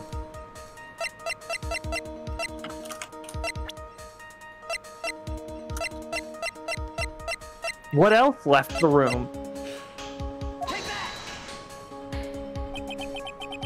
And why would something like that be inside of a guitar case, let alone this one? That's a person, right? You can't fit an entire person inside of a guitar case. I don't know. When I was at the circus, they fit some people in some pretty tiny boxes. Oh, I'm sorry. Are we at the circus? I mean, you could have fooled me. You are the biggest clown I've ever seen, but this doesn't look like the Big Top to me. This looks like a court of law. I don't know if we've still been hearing that clown around here. We haven't heard him in a while. I suppose the curse has been lifted. Why, Mr. Wright? Why? Well, I just thought it might have been possible. I have a suggestion. Why don't you put that in the void? Why don't you put that in the void where your brain is supposed to be? I'm sure there's plenty of room in there. Yes, and never bring it out again. Your mind is the black hole that sucks in all of the integrity this court has ever pretended to have. Can't a foolishly foolish fool get some love? Do you still think you can prove your theory? Can you prove that the guitar case was not the empty at the time of the murder? I wouldn't say something I did. Oh, we're looping. Okay. Deflate that head of yours. You haven't proven anything yet. Now then, let's have it. What was inside this case at the time of the murder? And I swear to God, if you choose another person... we already know for a fact left the room. I can give you first-hand experience. Francesca can whip people while unconscious, and I will not hesitate to get her back in here. No, it's not the outfit? Oh. Yeah, okay. I wasn't catching on to that. Okay.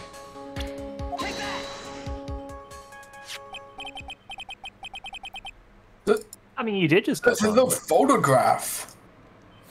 Yes, but what is important is what is in that picture, Your Honor. It is no laughing matter. Laugh again? Oh, damn it. In this picture? It doesn't take a genius to see what I mean. What I am proposing is...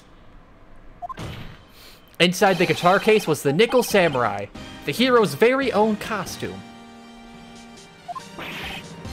What? Rabble, rabble, rabble, rabble. Mr. Wright, explain yourself. Who? Right, are you saying that the witness opened the guitar case to take out a costume? What insane point would there be to doing something like that? It's inane!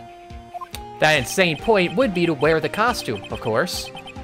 I mean, what else would you do with a costume? Come on, man. Lecture me, right? Mr. Andrews put it on to hide her identity so she could make her escape. After all, you couldn't let anyone see you leave, could you, Miss Andrews? I refuse to accept your theory. So there. Do you have anything to support such a preposterous idea? Just outside the door was an investigative photographer who was starving for a big scoop. And in the end, she managed to get this shot, correct? Ooh. You mean this photo? Rabble, rabble, rabble, rabble, rabble, rabble. Otto! Looks like we've wandered in quite another mess again, haven't we?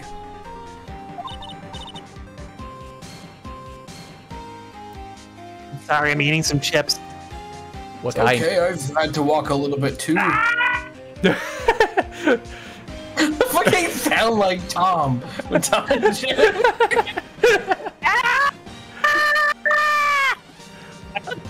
I tried to swallow the chip too early. So I'm guessing and it was just a lot of sharp sides going down my throat that didn't fit. What kind of chips are they? Now. Okay, I'm good. Nice job, Phoenix. What flavor? Just potato Ruffles. Oh, those are pretty good. My throat really hurts now. Well, you know my strategy. Speak first, think later. Swallow your chips first. So this real murderer was hiding in a... The real murderer was hiding inside a costume. Do them before you swallow. Wait 1 second, Your Honor. The Nickel Samurai's costume would have been Mr. Matt Unguard's. Why would something of the defendant's be in the victim's room, much less his guitar case? And inside the guitar case of all places, to reiterate my point. Double punctuation. True, that is a little baffling. So, Wright, the court would like to hear your thoughts. What was the Nickel Samurai costume doing inside the guitar case? It was a spare. Mr. On-Guard did not take his costume off during the break period. In that case, the costume we are talking about was a spare one. What? You know, like backups. Are you telling me he has one of the two of the same outfit? Who does that? Well, I mean, the studio would. How unoriginal. Are you saying that on the night of the murder, there were 2 Nickel Samurai costumes at the Gatewater Hotel? Yes, that is what I am saying. And how do you explain the costume that was inside the guitar case? It would mean that the victim himself had brought this spare to the ceremony on purpose. Rabble, rabble, rabble, rabble, rabble, rabble. Oh, but why?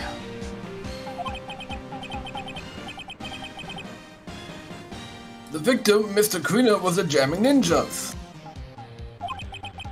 Why would he secretly bring the Nickel Samurai spell costume with him? Because that's the surprise, the confession. What could be the reason behind such a peculiar act? And therein lies the sticking point. What are you mumbling to yourself about now? Have you thought this through? Do you have a bloody answer? Have you just been rambling all this time without any sense of inner monologue? Inner monologue? Yes, right. You're in a voice. The voice that tells you things all along the way, so that way you can have all your plans laid out before you without having to say it out loud. That inner voice. Oh. Sounds like Edwards is crazy. He's hearing voices in his head. What? No, people hear thoughts in their heads. It's called thinking. Do any of you think out loud? Always think out loud? None of you just keep your thoughts to yourself and think things through? This is a funny subject because I will never forget the Ricky Gervais episode where he on his podcast where he was making fun of a guy for basically saying that. He was talking about how, like, do people think in their accent? And then Ricky Gervais is like, I don't think in words at all. And, like, it was just, like, acting like that this guy was a complete fucking idiot, that he thinks out words. I mean, you when you think in words, right? Yeah, I always think in words. It's No, I remember. I have a fucking diagram for this and everything. Yeah, I remember I saw a thing where there's like different, like some people think in words, some in images, some both. I pulled an entire Discord server for this, and the results were pretty cool. I will send some screenshots in VC chat. But yeah, it's aphantasia, I think it's called. Let's see, is it aphantasia? Yep. The inability to voluntarily create a mental picture in your head. I mean, there's a difference between creating a mental picture and words. Yeah. Right? Yeah, exactly. It's not just like picture and no picture. It's a scale, a spectrum. I see. I mean, I do both. I can think in pictures, and I can think in words. It's your imagination. But yeah, I think this in VC context kind of shows like more of the spectrum of what people. And it was surprising. Like I got answers on all four of them. The majority actually can imagine, but some can only think in scattered words, some can think in monologues, some can combine words and pictures. Some people are like Wright, who can't think at all, apparently. Oh, a second. Here, I'll just drag that picture in. For context. If I'm asked to think about an apple and its features, what image best? I mean, if I'm thinking about an apple, then yeah, I'm just gonna imagine an apple. Yeah, but if some people cannot imagine an apple. They just do not have the ability to imagine. They can't form pictures in their brain. Like some people will see cartoons, like that's just a cartoon thing, right? That you can imagine an image. Yeah. I mean, you wouldn't know until someone tells you that you can. When talking about like this right here. Like, if someone said imagine an apple, yeah, I would just imagine an image of an apple. But, which would suggest, I don't use words. But that's not right. I mean, I think in words. I just don't need to think in a monologue about it. No, not if it's just an apple. Like, there it is. There's an apple. I don't need to have a monologue. That's why I said think about an apple and its features. If you're asked to think about an apple and its features. Well, now I'm just thinking about, like... Well, I guess it's saying, like, in the sense of, like... It's not just think about an apple. Like, think about an apple and the features of an apple. Yeah, like when you're thinking of details, would it be, like bringing up details to yourself to, like, explain later? Yeah, like would you think red, or like in that image, like red, round, stuff like that, or would you just picture the apple, like, yeah, I got all the details right there. That's kind of like how I heard, how being able, like, you know, back in more older times, being able to read something without vocalizing the words out loud or mouthing them out was apparently a very high sign of intelligence. Which that just seems weird. Like, wow, so there was a point where people legit could not just read internally. They had to be saying the words as they read them. Yeah, I do remember hearing that before. Anyway. Yeah, I mean...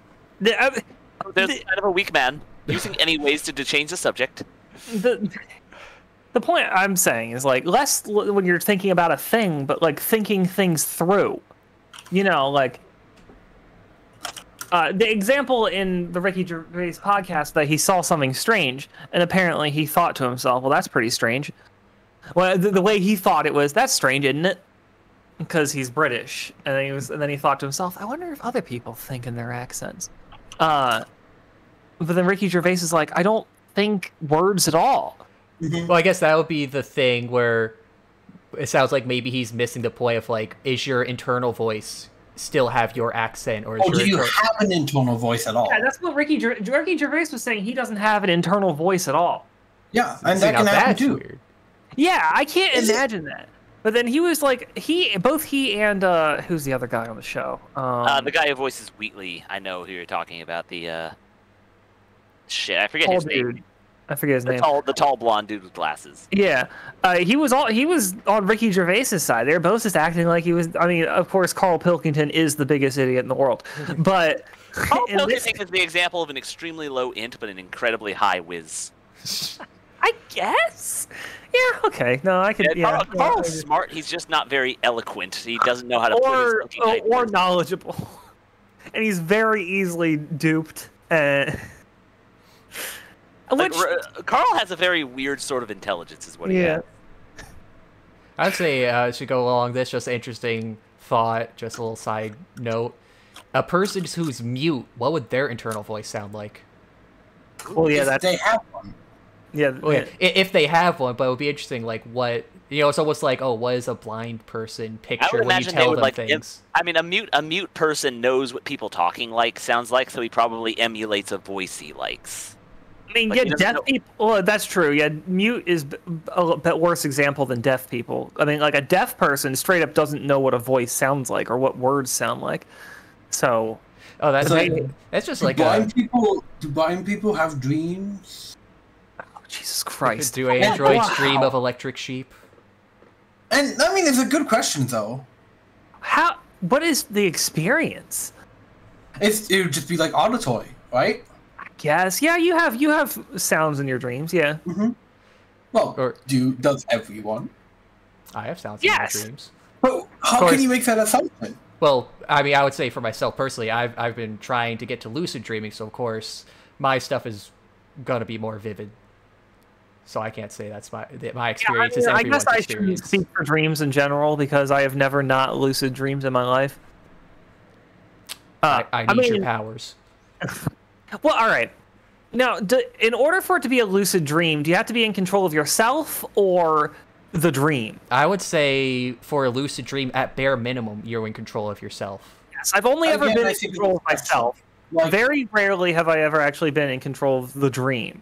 But I have never dreamt in the manner other people talk about, where they're like, as if they're watching something. I've always been an active part of my dream. Like, I've had dreams where I've watched, and I have dreams where, like, I am one of the characters in it, but I don't have control, so it's like I'm first-person perspective. I have yet to get any sort of control in any way. Very interesting. No, and there's one little last note on the whole voice stuff, because I was just thinking about this the other day. Just think about how all the complexities that go into just saying a sound. Like, think about that, the air... And then processing it?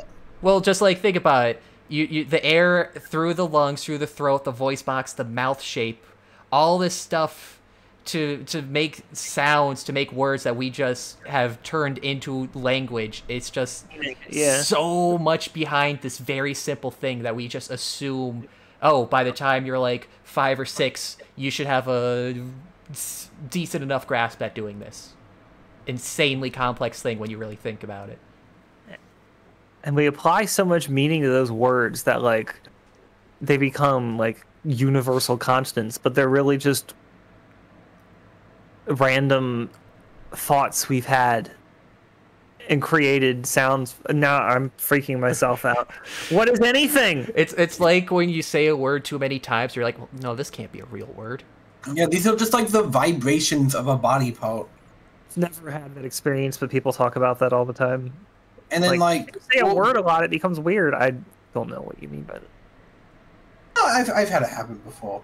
And then you get into weird stuff like, well, just like a whole bunch of individual cells, somehow functioning together. Yeah.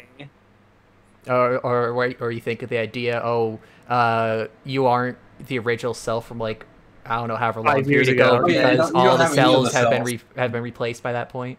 Yeah. Well, except the brain, because I think the brain doesn't. No, the brain too. Oh, the brain does? I thought I heard it doesn't ever do that. It's just not all at one at a time. Yeah. And it's not like if all of them happened at once, you wouldn't have your memories. But if you replace, Yeah, and then the new cells just take on the memories. Yeah. Oh, okay. now the interesting thing my little brother brought up recently is like, do we have all the atoms that were originally in our body? No. Really? Yeah. I mean, like, it's a very distinct question from cells. Actually, I'm sorry. I'm pretty sure the fact is atoms, not cells. Because cells get... No. Because cells get recycled. Well, I mean, so I'm pretty sure the they're fact the refers same to atoms. you get bigger, so naturally you would have put on, taken in more not atoms. all the same atoms, but do we have... Although, do we ever get rid of all our atoms? Like, all the old atoms? I mean, because, like, skin cells, for example, are shed off of you. They don't just, like, go away. I mean, sorry, they do go away. They don't just, like, you know, like, go back into you. Well, I guess I say, instead cell. of using skin, like, say for muscle, the atoms that make up your muscle, would the atom ever be recycled out, like just shed out of the body, or is the atom just stays in the muscle and they just rebuild a new cell? I'm pretty sure that all goes out in your poop. We're gonna need to get a scientist on here. I mean, also, of course, the entire fact is technically unprovable in the sense that, like, surely some atom somehow found its way back to you. Like, so, but... This would be a great Vsauce video. Well, actually, it is kind of related to the most recent Vsauce video, which was, do chairs exist? Oh yeah, I saw that. I haven't gotten to watching it yet. We are atoms arranged person-wise. Anyway. Oh yeah, we're on court. No, I just... Mr. Wright, please explain yourself. Okay, well, first we gotta start talking about atoms. Yeah.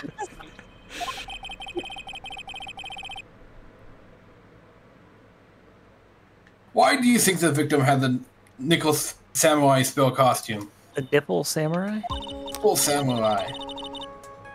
I want to see the nipple samurai. Spend all this time explaining how he thinks in the first place. I don't think he's even had time to think about this. Oh yeah, I've seen that. It's pretty good. It's a pretty good anime. The nipple samurai? And can Mia be the nipple samurai, please? No, I'm half joking, but there is like an anime where the whole thing is like the main ninja girl. Basically, when she defeats an opponent, she steals their breast size. Oh, it's a very interesting concept. Very interesting, apparently. Okay. Phoenix, are you sure you can explain this one? Probably. I'm gonna back up.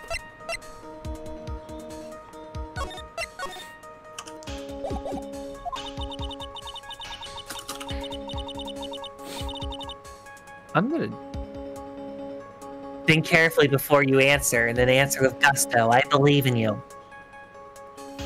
All right, this is what I think. A video game at the same time, and I'm gonna die. Oh no! Stop playing Hearthstone. Not Hearthstone. The reason the victim. Oh, so you finally got sick of waiting for us. The reason the victim brought the nickel samurai spare costume to the hotel was. I'm gonna go with this. What is this? On the night of the murder, after the stage show, the nickel samurai was going to hold a special press conference. That's why he didn't know, because they were replacing him. It wasn't him. Yeah. A press conference? Yes, the nickel samurai was supposed to confess something at this conference. I heard about this as well. For once, you're not making something up, right? Congratulations. I never make things up, Edgeworth. Come on. You make things up half the time. It's like 90% of you of you running a case is bluffing out of your ass for 90%. Yeah, but when they so turn out to be true, it's not made up. Well, it's still bluffing to get there. Yeah, but I didn't make anything up. I just knew the truth beforehand. You guessed the truth, and then it just turns out to be true. That's not the same. But what struck me as strange was that Mr. On Guard himself said he had no idea he was supposed to be holding a press conference that night. But how can that be? The way I see it, that could only mean one thing. The conference was set up by none other than the victim, Mr. Juan Kurita himself. The victim? Yes. The spare nickel samurai costume was prepared for that very conference. Mr. Kurita was going to hold the press conference as the nickel samurai. Or maybe it was a replacement. Maybe it was just like a rivalry thing. Do a little prank. He was going to dress up as the Nickel Samurai and hold a conference?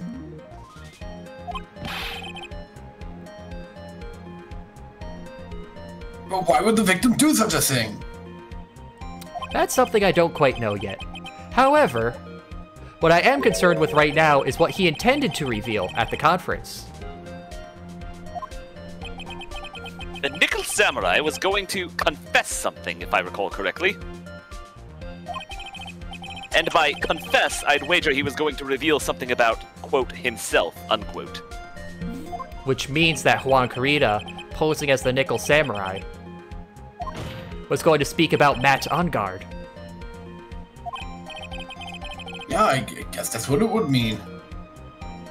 The plot thickens. But if that's the case, the guitar case, as it were, that's not a confession, that's public disclosure.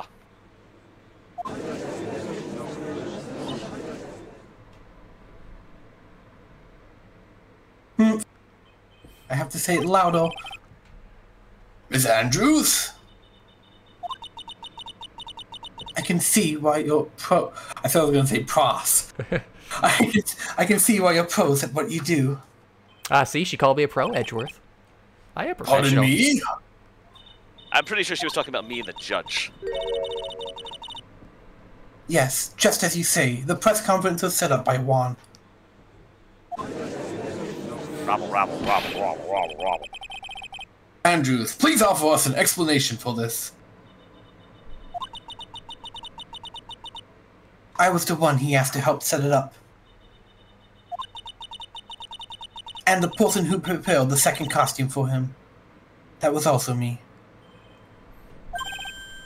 You? Me. You? Juan had bet everything on the German Ninja this year. And if he lost the Grand Prix,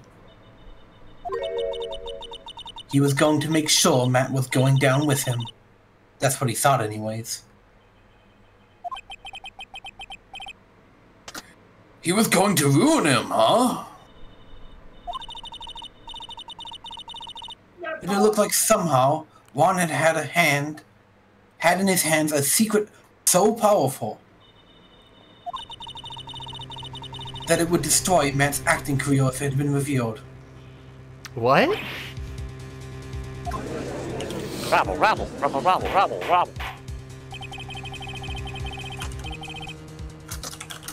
And do you know what the secret of Mr. On Guard is, Miss Andrews?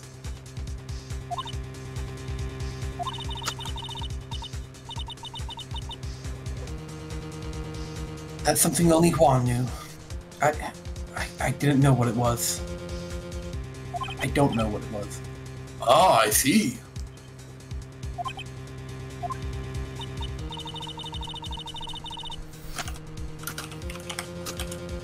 I probably been coming off suspicious to everyone.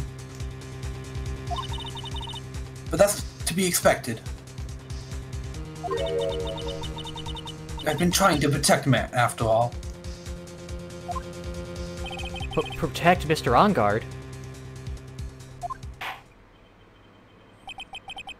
And yet again, another strange bit of truth comes to light, it seems. Miss Andrews, if you could, please tell us the truth about your behavior. Yes, Your Honor. I understand.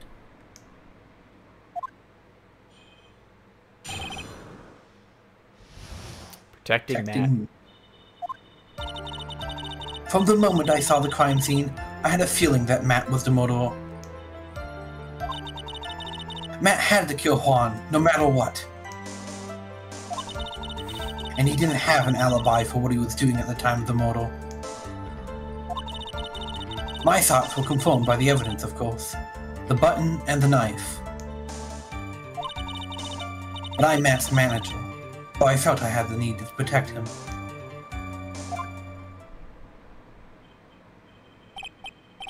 This doesn't count for everything.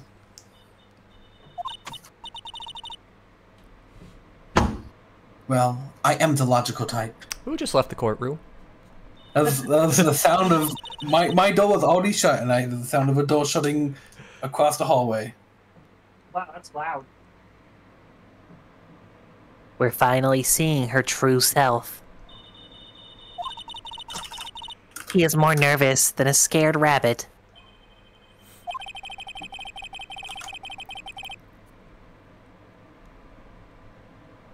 If the defense can find no fault with his testimony, I'm ready to make a ruling, as always. Ready to use my ruler. Please keep that in mind as you cross-examine Mr. Wright. Looks like somehow everything has swung to the opposite end of the scale again. That just means I have to put my weight into this and turn her logic upside down. Protecting Matt. From the moment I saw the crime scene, I had a feeling that... Would you say that was your intuition speaking to you? With a very high IQ.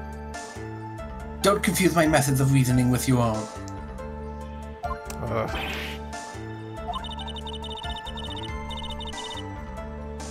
If you want to prove that someone did something, you need 3 things. 3 things? Oh wait, I know these. The hat, white roses, and the cloak, right? Go and say it with me now.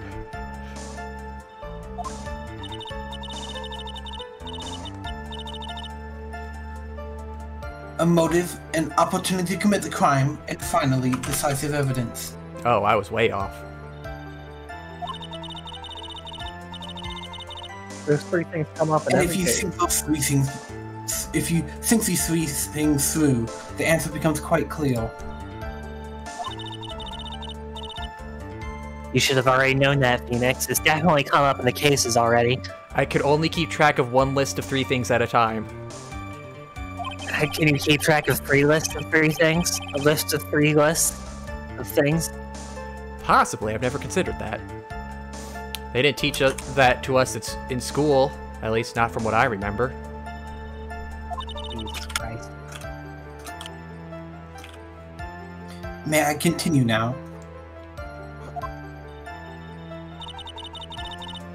Matt had to kill Juan, no matter what.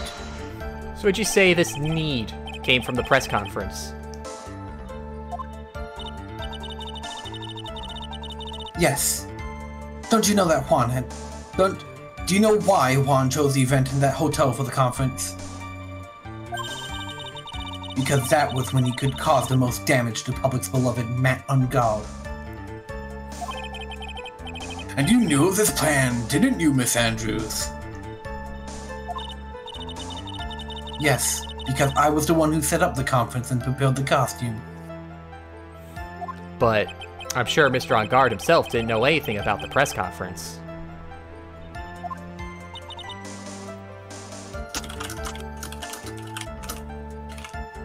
Oh, really?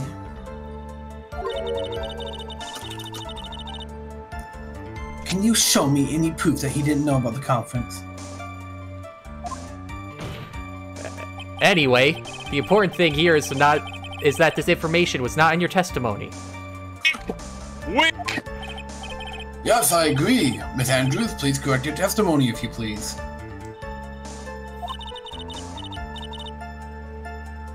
Grasping at straws now, are we, Mr. Wright? I know what his motive was, but I don't have any... I didn't even get to say that line for once. Oh, right. Sorry, I forgot. Anyway, has Mr. Unguard done something to hurt or betray you personally?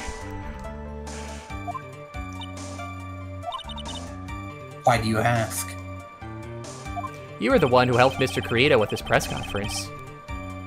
And that event was supposed to bring down Mr. Unguard, yet you still helped out.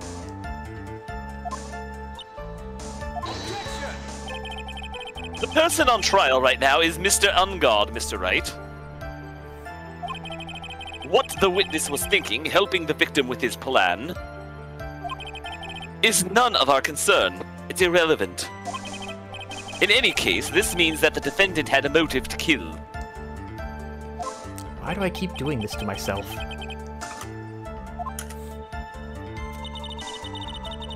And he didn't have an alibi for what he was doing that. Hold it! I know that time you said that before. But didn't you already testify earlier that Mr. Unguard was taking a nap in his room? Are you telling me now that that too was a lie so you could cover for Mr. Unguard?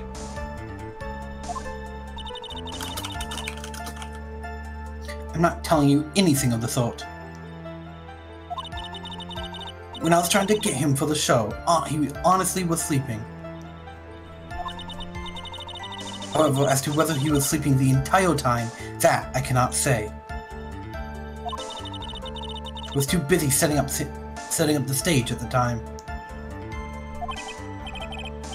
I keep trying, but I can find no flaws with what Miss Andrews has said. She's flawless. Can't say the same for some people in this courtroom, however. Rude. The judge is glaring straight at Mia. Wait, what?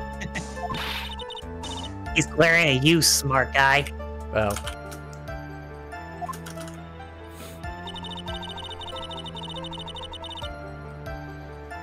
My son. Hold it. At least I didn't say more in the judge's voice. You could hardly call the knife decisive evidence. The fingerprints on the knife could very well be a clever camouflage. Then, what about the button? The button? It's clear from the crime scene that the victim and his murderer fought. And during the fight, the killer ripped the button off from the Jammin' Ninja's costume. You're talking about this button, correct?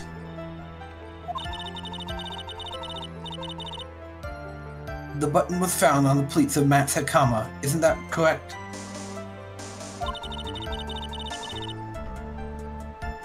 I would think that makes it very decisive evidence.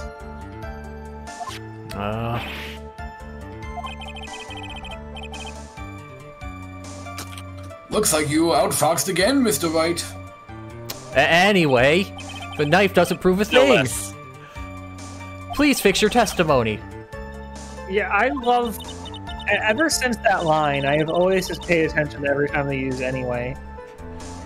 I can't stand the sight of a man who can't gracefully accept his defeat. Yeah, it's embarrassing, isn't it? Thank goodness Mia can still look at me.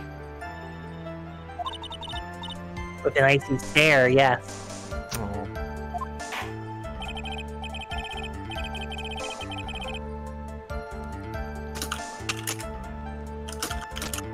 Miss Andrews, for Mr. Wright's sake, please add this information to your testimony.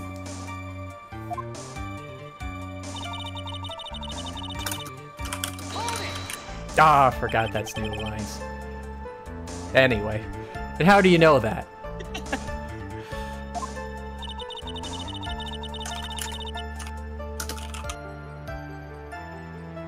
When the ends of the thread on the buttons and the costume were matched up.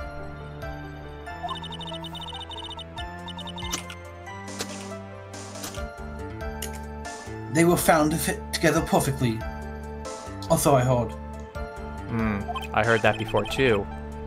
But why would Miss Andrews know about this case down to such a fine detail?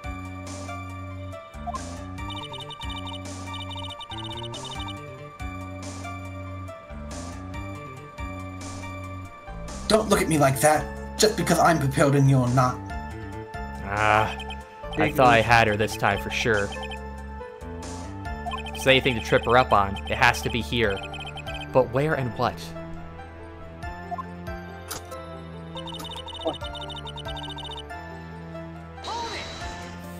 But what you really did was stab the guy in the back, didn't you? And at the worst possible time.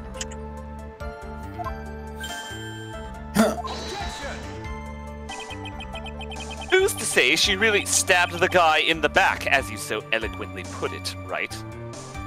This witness could have disclosed things about Mr. Angard at any time. Why, then, would she wait until there was a large audience before doing so? It's the same reason why Mr. Kurita planned such an elaborate conference. Miss Andrews wanted to cause Mr. Angard as much damage as she possibly could. The witness bears ill will towards the defendant. This isn't the Phoenix Wright Wax Philosophical Power Hour. Aww. Phoenix Wright Wax Philosophical Power Hour. I have to admit, that's a catchy ring to it. And please, stop slandering the witnesses.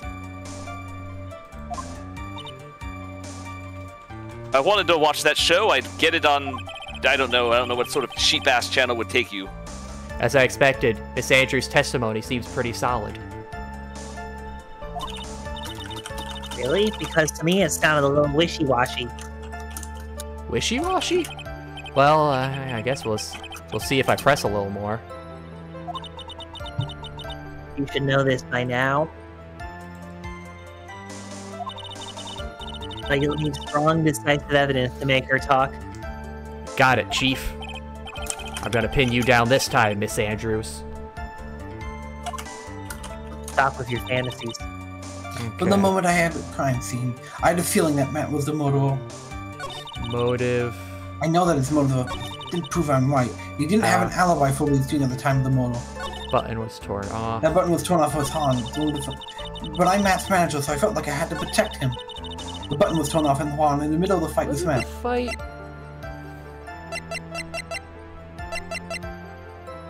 I mean, she admitted that she knocked the vase over herself.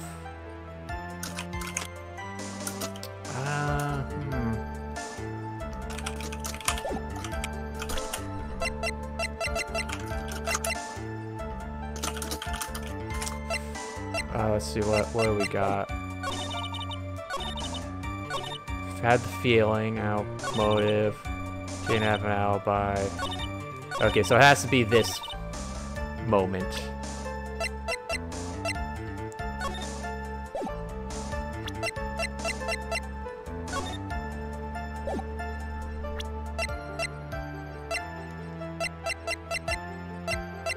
I mean, I guess maybe it would have to be the crime photo, because she just said that she knocked over the vase.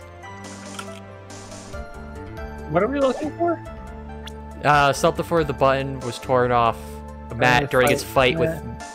Torn off while with his fight with Matt. Oh, yeah, so you want to prove that it was after. Oh. Because... well... I think you showed the button.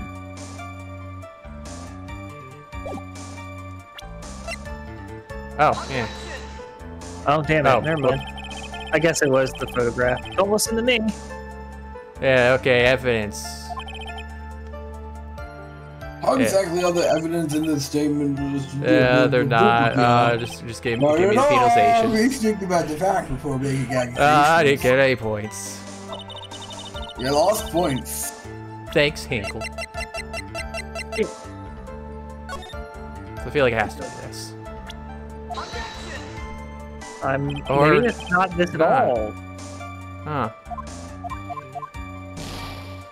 Oof. How recently have you saved? Sometime before this. And now, just now. What evidence do I have? Hold on. I feel like it is related to the button. Because remember, stabbing isn't what killed him.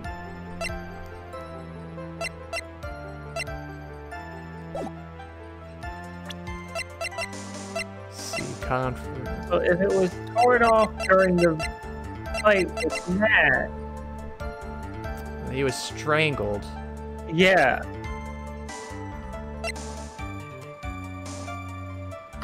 But I mean, that doesn't really say...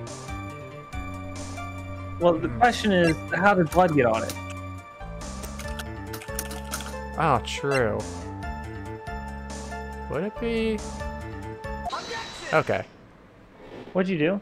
The autopsy report. The autopsy. I see. You have to remind them how he died. That makes sense. This is the victim's autopsy report. It clearly states that the cause of death was strangulation by a scarf. Strangulation? The knife stab to the victim was done after the victim had already died. And what does that mean? Let's examine the evidence. This button has the victim's blood on it, which would mean that it was ripped off of the costume. When?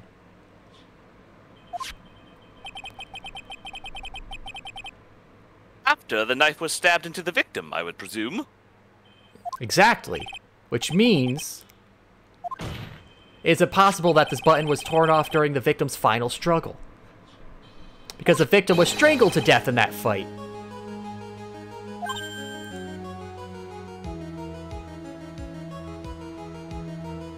Wordless gasp. I did, but I didn't pick it up again. I too high a pitch of register, I guess. That's right, Miss Andrews. I can make it long and drawn out. There's no way this button was ripped off during the struggle. This button was... It would be a dick move to update the autopsy report right about now. This... I don't like that. This button was consciously pulled off of the victim's already dead body.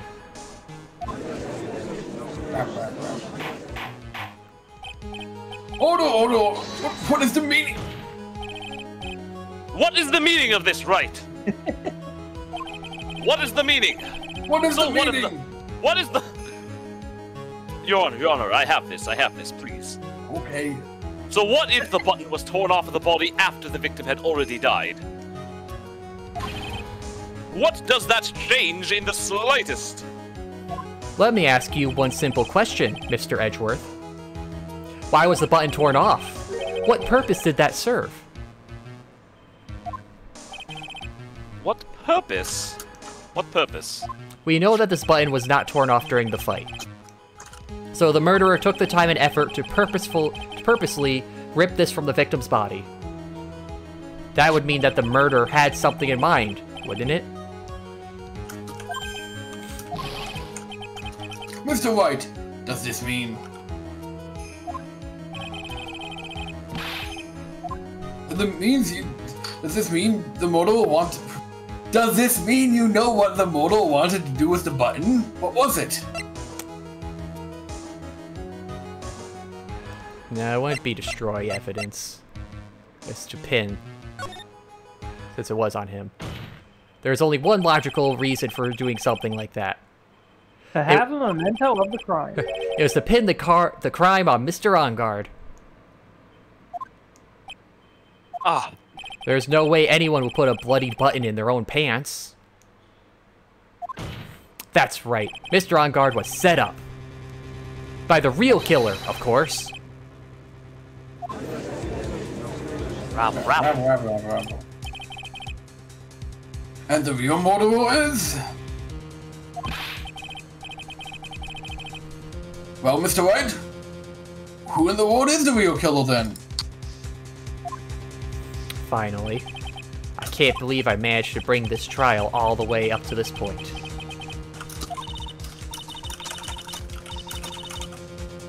Phoenix, you can't let your guard down yet. Not until the very end. The real killer. The person who planned to frame Mr. Ongard is... Oh, we just have to go with Andrews again.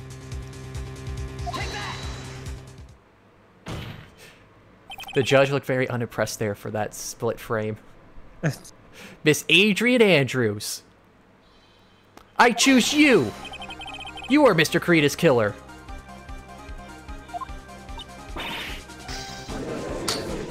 That's another pair I of was glasses, supposed to right? say something. Hold on. Mr. White. This is a very grave matter. Do you have any evidence that supports your charge? Any evidence? All of the evidence points to Miss Andrews.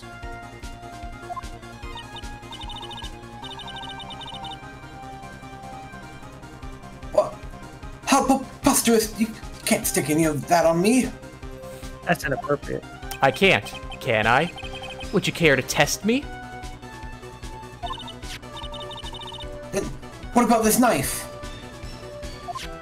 The knife was used to stab the victim after he had already been strangled to death. It was used to throw suspicion onto Mr. Ungard, naturally. A knife covered in the defendant's fingerprints could only be taken from his room. And the only one who had dinner with him and knew which knife to take was you.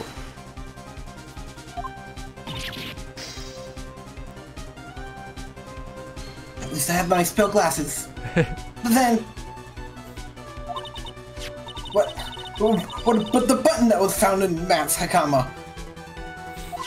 This button was removed from the victim's body after he had already died. The only people who could have done so were the person who found his body or the killer. However, if Mr. Ungard was the real killer, there's no way he would have put such incriminating evidence in his own Hakama.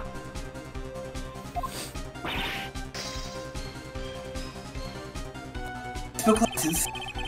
The only person who could have put this button into Mr. Ungard's Hakama is the person who went to wake him from his nap, which is you, yet again, Miss Andrews. I see. What about the empty guitar case? That is also another piece of evidence that incriminates Miss Andrews. I like that shot. That is a nice shot. The costume was used to hide the real killer's identity as they fled the crime scene. Now, who could have known that there was just such a costume inside the guitar case? It could have only been the person who prepared the costume for the victim. And that person is you, Miss Adrian Andrews. Aww. No,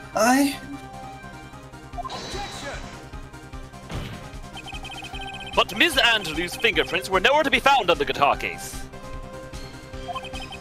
And it was you who proved that she was not wearing gloves at the time, if you'll recall. That's right. That's because she did not intend on leaving any prints. If anyone had found out that she had touched the case, they would have asked her why. So to avoid leaving any prints, she used a towel or something else to open it. But the glass of tomato juice is a different story. Miss Andrews purposefully left her fingerprints on the glass to show that, yes, indeed, she was the classic dazed discoverer of a dead body. And to top it all off, there is this photo. A photo of the killer as they exited the scene of the crime. No reasonable person on Earth can believe this nickel samurai is Mr. Ungard. He would be much too short for his own costume if it was him. Speaking of how tall people are, Miss Andrews, you're also kind of short in stature, are you not? Please stop. Well, how about it, Miss Andrews? I've got her this time. Miss Andrews? I refuse to testify. What was that? There's a law. It says I can't be forced to testify about something if it can incriminate me. Yes, you are aware of the Fifth Amendment, are you not? Yes. You're absolutely correct, Miss Andrews. The law does provide us with a way to avoid self-incrimination by allowing a witness to not testify if the testimony can cause damage to themselves. What? Oh my god, law! This is basic law, right? Pleading the Fifth is not something most people would think to do on the spot. Really? Wait, actually, thinking back to yesterday in Mr. Ungard's room...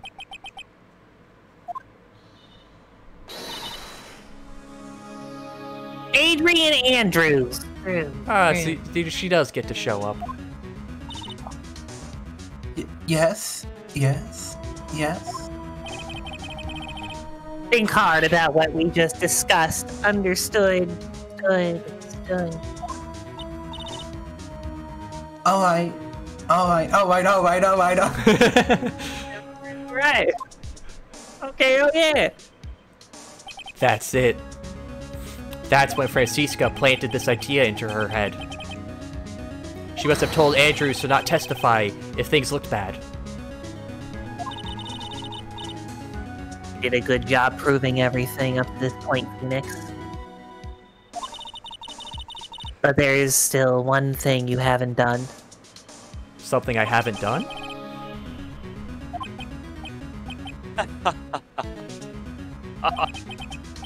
What's wrong, Wright? Are you finished already? Run out of evidence? It's hot. Huh? What's so humorous, Mr. Edgeworth? I'm sure you realize this as well, Your Honor. But everything the good lawyer here has proven up to this point is meaningless. Whoa, what? Everything you have proven is circumstantial evidence at best. Circumstantial? Yes, circumstantial. You have yet to provide a single piece of definitive proof. Proof that Ms. Andrews did in fact harbor a wish to murder Mr. Corrida. Rabble, rabble, rabble, rabble, rabble. Rabble, rabble. Rabble, dabble, do. Did you want to kill Mr. Corrida? I believe this may lead to me incriminating myself, so I will abstain from answering. But, Miss Andrews! If you do that, it'd be the same as admitting your guilt, don't you think? Oh, maybe not. There's nothing to prove it either way. Besides, you don't even know what crime I would be guilty of due to my silence. No, she's taken that defiant attitude again. But Mia, what should we do? Mia. Something. My. Somehow we've landed in a worst possible situation. No, I don't think that's how the song goes. I was just doing Kia. Chia. Oh, it's Chia, I guess, yeah, whatever. Is there one for the fucking vehicle too? Whatever. I think we've reached a certain conclusion at this point in time. Miss Adrian Andrews has refused to testify. And the defense's theory that she is the actual murderer has not been fully substantiated with solid definitive proof. But that's not true. In this situation, there's only one thing the court can do. That's to declare a recess. But recess? I request that both the prosecution and defense look further into this matter.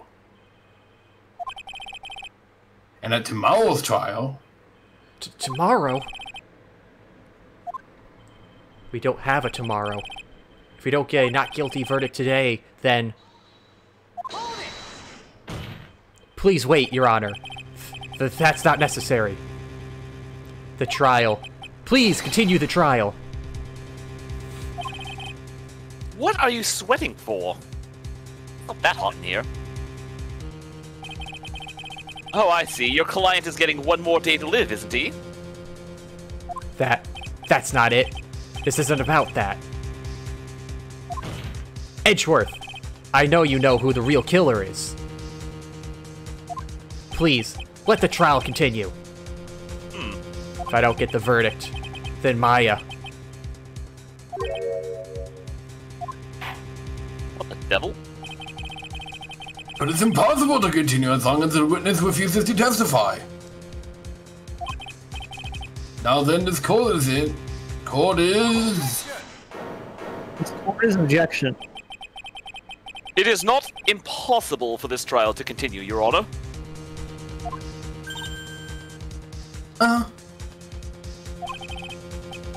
Mr. Andrews, what are you? What are you? It's true that Ms. Andrews holds the right against self-incrimination. However, if the topic of conversation were something unrelated to whatever she may be guilty of, then she has no right to withhold testimony. Yes, that's very true, but... Actually, there is one little thing I'm curious about. Ms. Andrews. When you found the victim's dead body, you poured yourself a glass of tomato juice.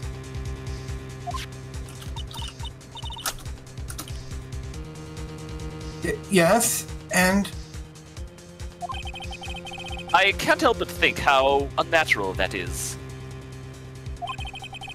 Usually, when one finds a body, they are shaken up, not stirring a glass of juice. Yeah, it should have been a martini. So my actions were unusual, but I've already... Before you speak, I want to state that if you have a reason behind your actions, I would like you to testify to that effect.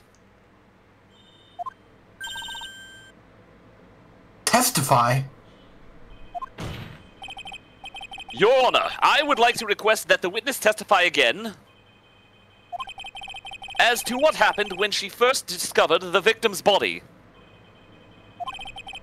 Whatever we find out in this testimony should in no way implicate the witness of any crime.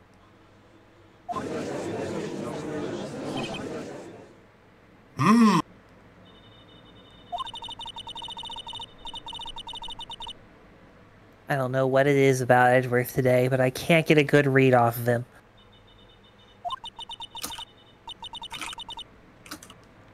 Is he friend or foe? I just don't know. Bars?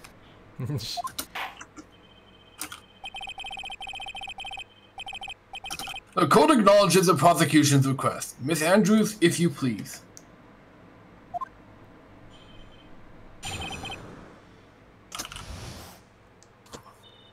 You guys want to pause on this point? Yep, that makes a good idea. Yeah, because I'm Already noticing the time, and we're doing a third testimony that might Again, this is all supposed to be one day. Yeah. So it's a marathon. I was expecting when he said recess, it would have been a break there, but no. Alright. He's got to keep it going. He's got to win this in one day, or else. Well, Maya will die. This is going very interesting so far. Yeah. What are your thoughts? And can you see them? I'm not really sure where it's going now. I mean, we got the idea of... I mean, we still haven't brought up the whole... you know, she tried to kill herself in the suicide note. That hasn't come up yet. I'm imagining that's going to be coming up very soon. Perhaps. But, yeah, I'm still got no idea about the whole, the killer thing and Francesca being shot. I'm imagining Edgeworth is helping because, I don't know, maybe his answer is about, you know, finding... I'm feeling his answer is maybe not being, oh, I'm gonna be a prosecutor, just throw every person in jail, but actually being like, huh, maybe I should try to see if people are innocent or not. I think the question that we are asking about, what's the question, is what does it mean to be a prosecutor?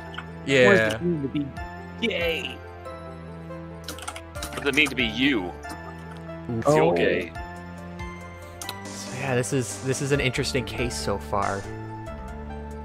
And also, Phoenix was going pretty hard there, accusing Adrian with all that evidence. Yeah, he was like really fucking. He was on his job. Yeah, he was on a massive, like, just roll until she pleaded the fifth. Yeah. Dang Fifth Amendment. All right. So anyway. Darn the law! If only we didn't have laws, maybe Wright could win legitimately. If we didn't have laws, there'd be no lawyers. It's true. Can you imagine a world without lawyers? No, sounds terrible. Alright, so yeah, we'll pick this up next week, and it's gonna be... Yeah, it's gonna be October starting Friday, so we'll be starting the spooky stuff. All right. I have too many season's games. starting. Hopefully we'll finish this case before October is done. Possibly. What are you talking about? It's only one day. Yeah. Just one day, it can't be that long. Alright, so we'll, like I said, pick this up next week. And just say goodnight, everyone. Good night. Good night, everyone. Alright. And keep images in your thoughts. Yes. No, keep images words. in your Keep thoughts. words in your thoughts. Have that inner voice. Both. Keep minds in your thoughts. Keep Christ in prison. And we'll see you Friday for something. Have a good night, everyone. Bet.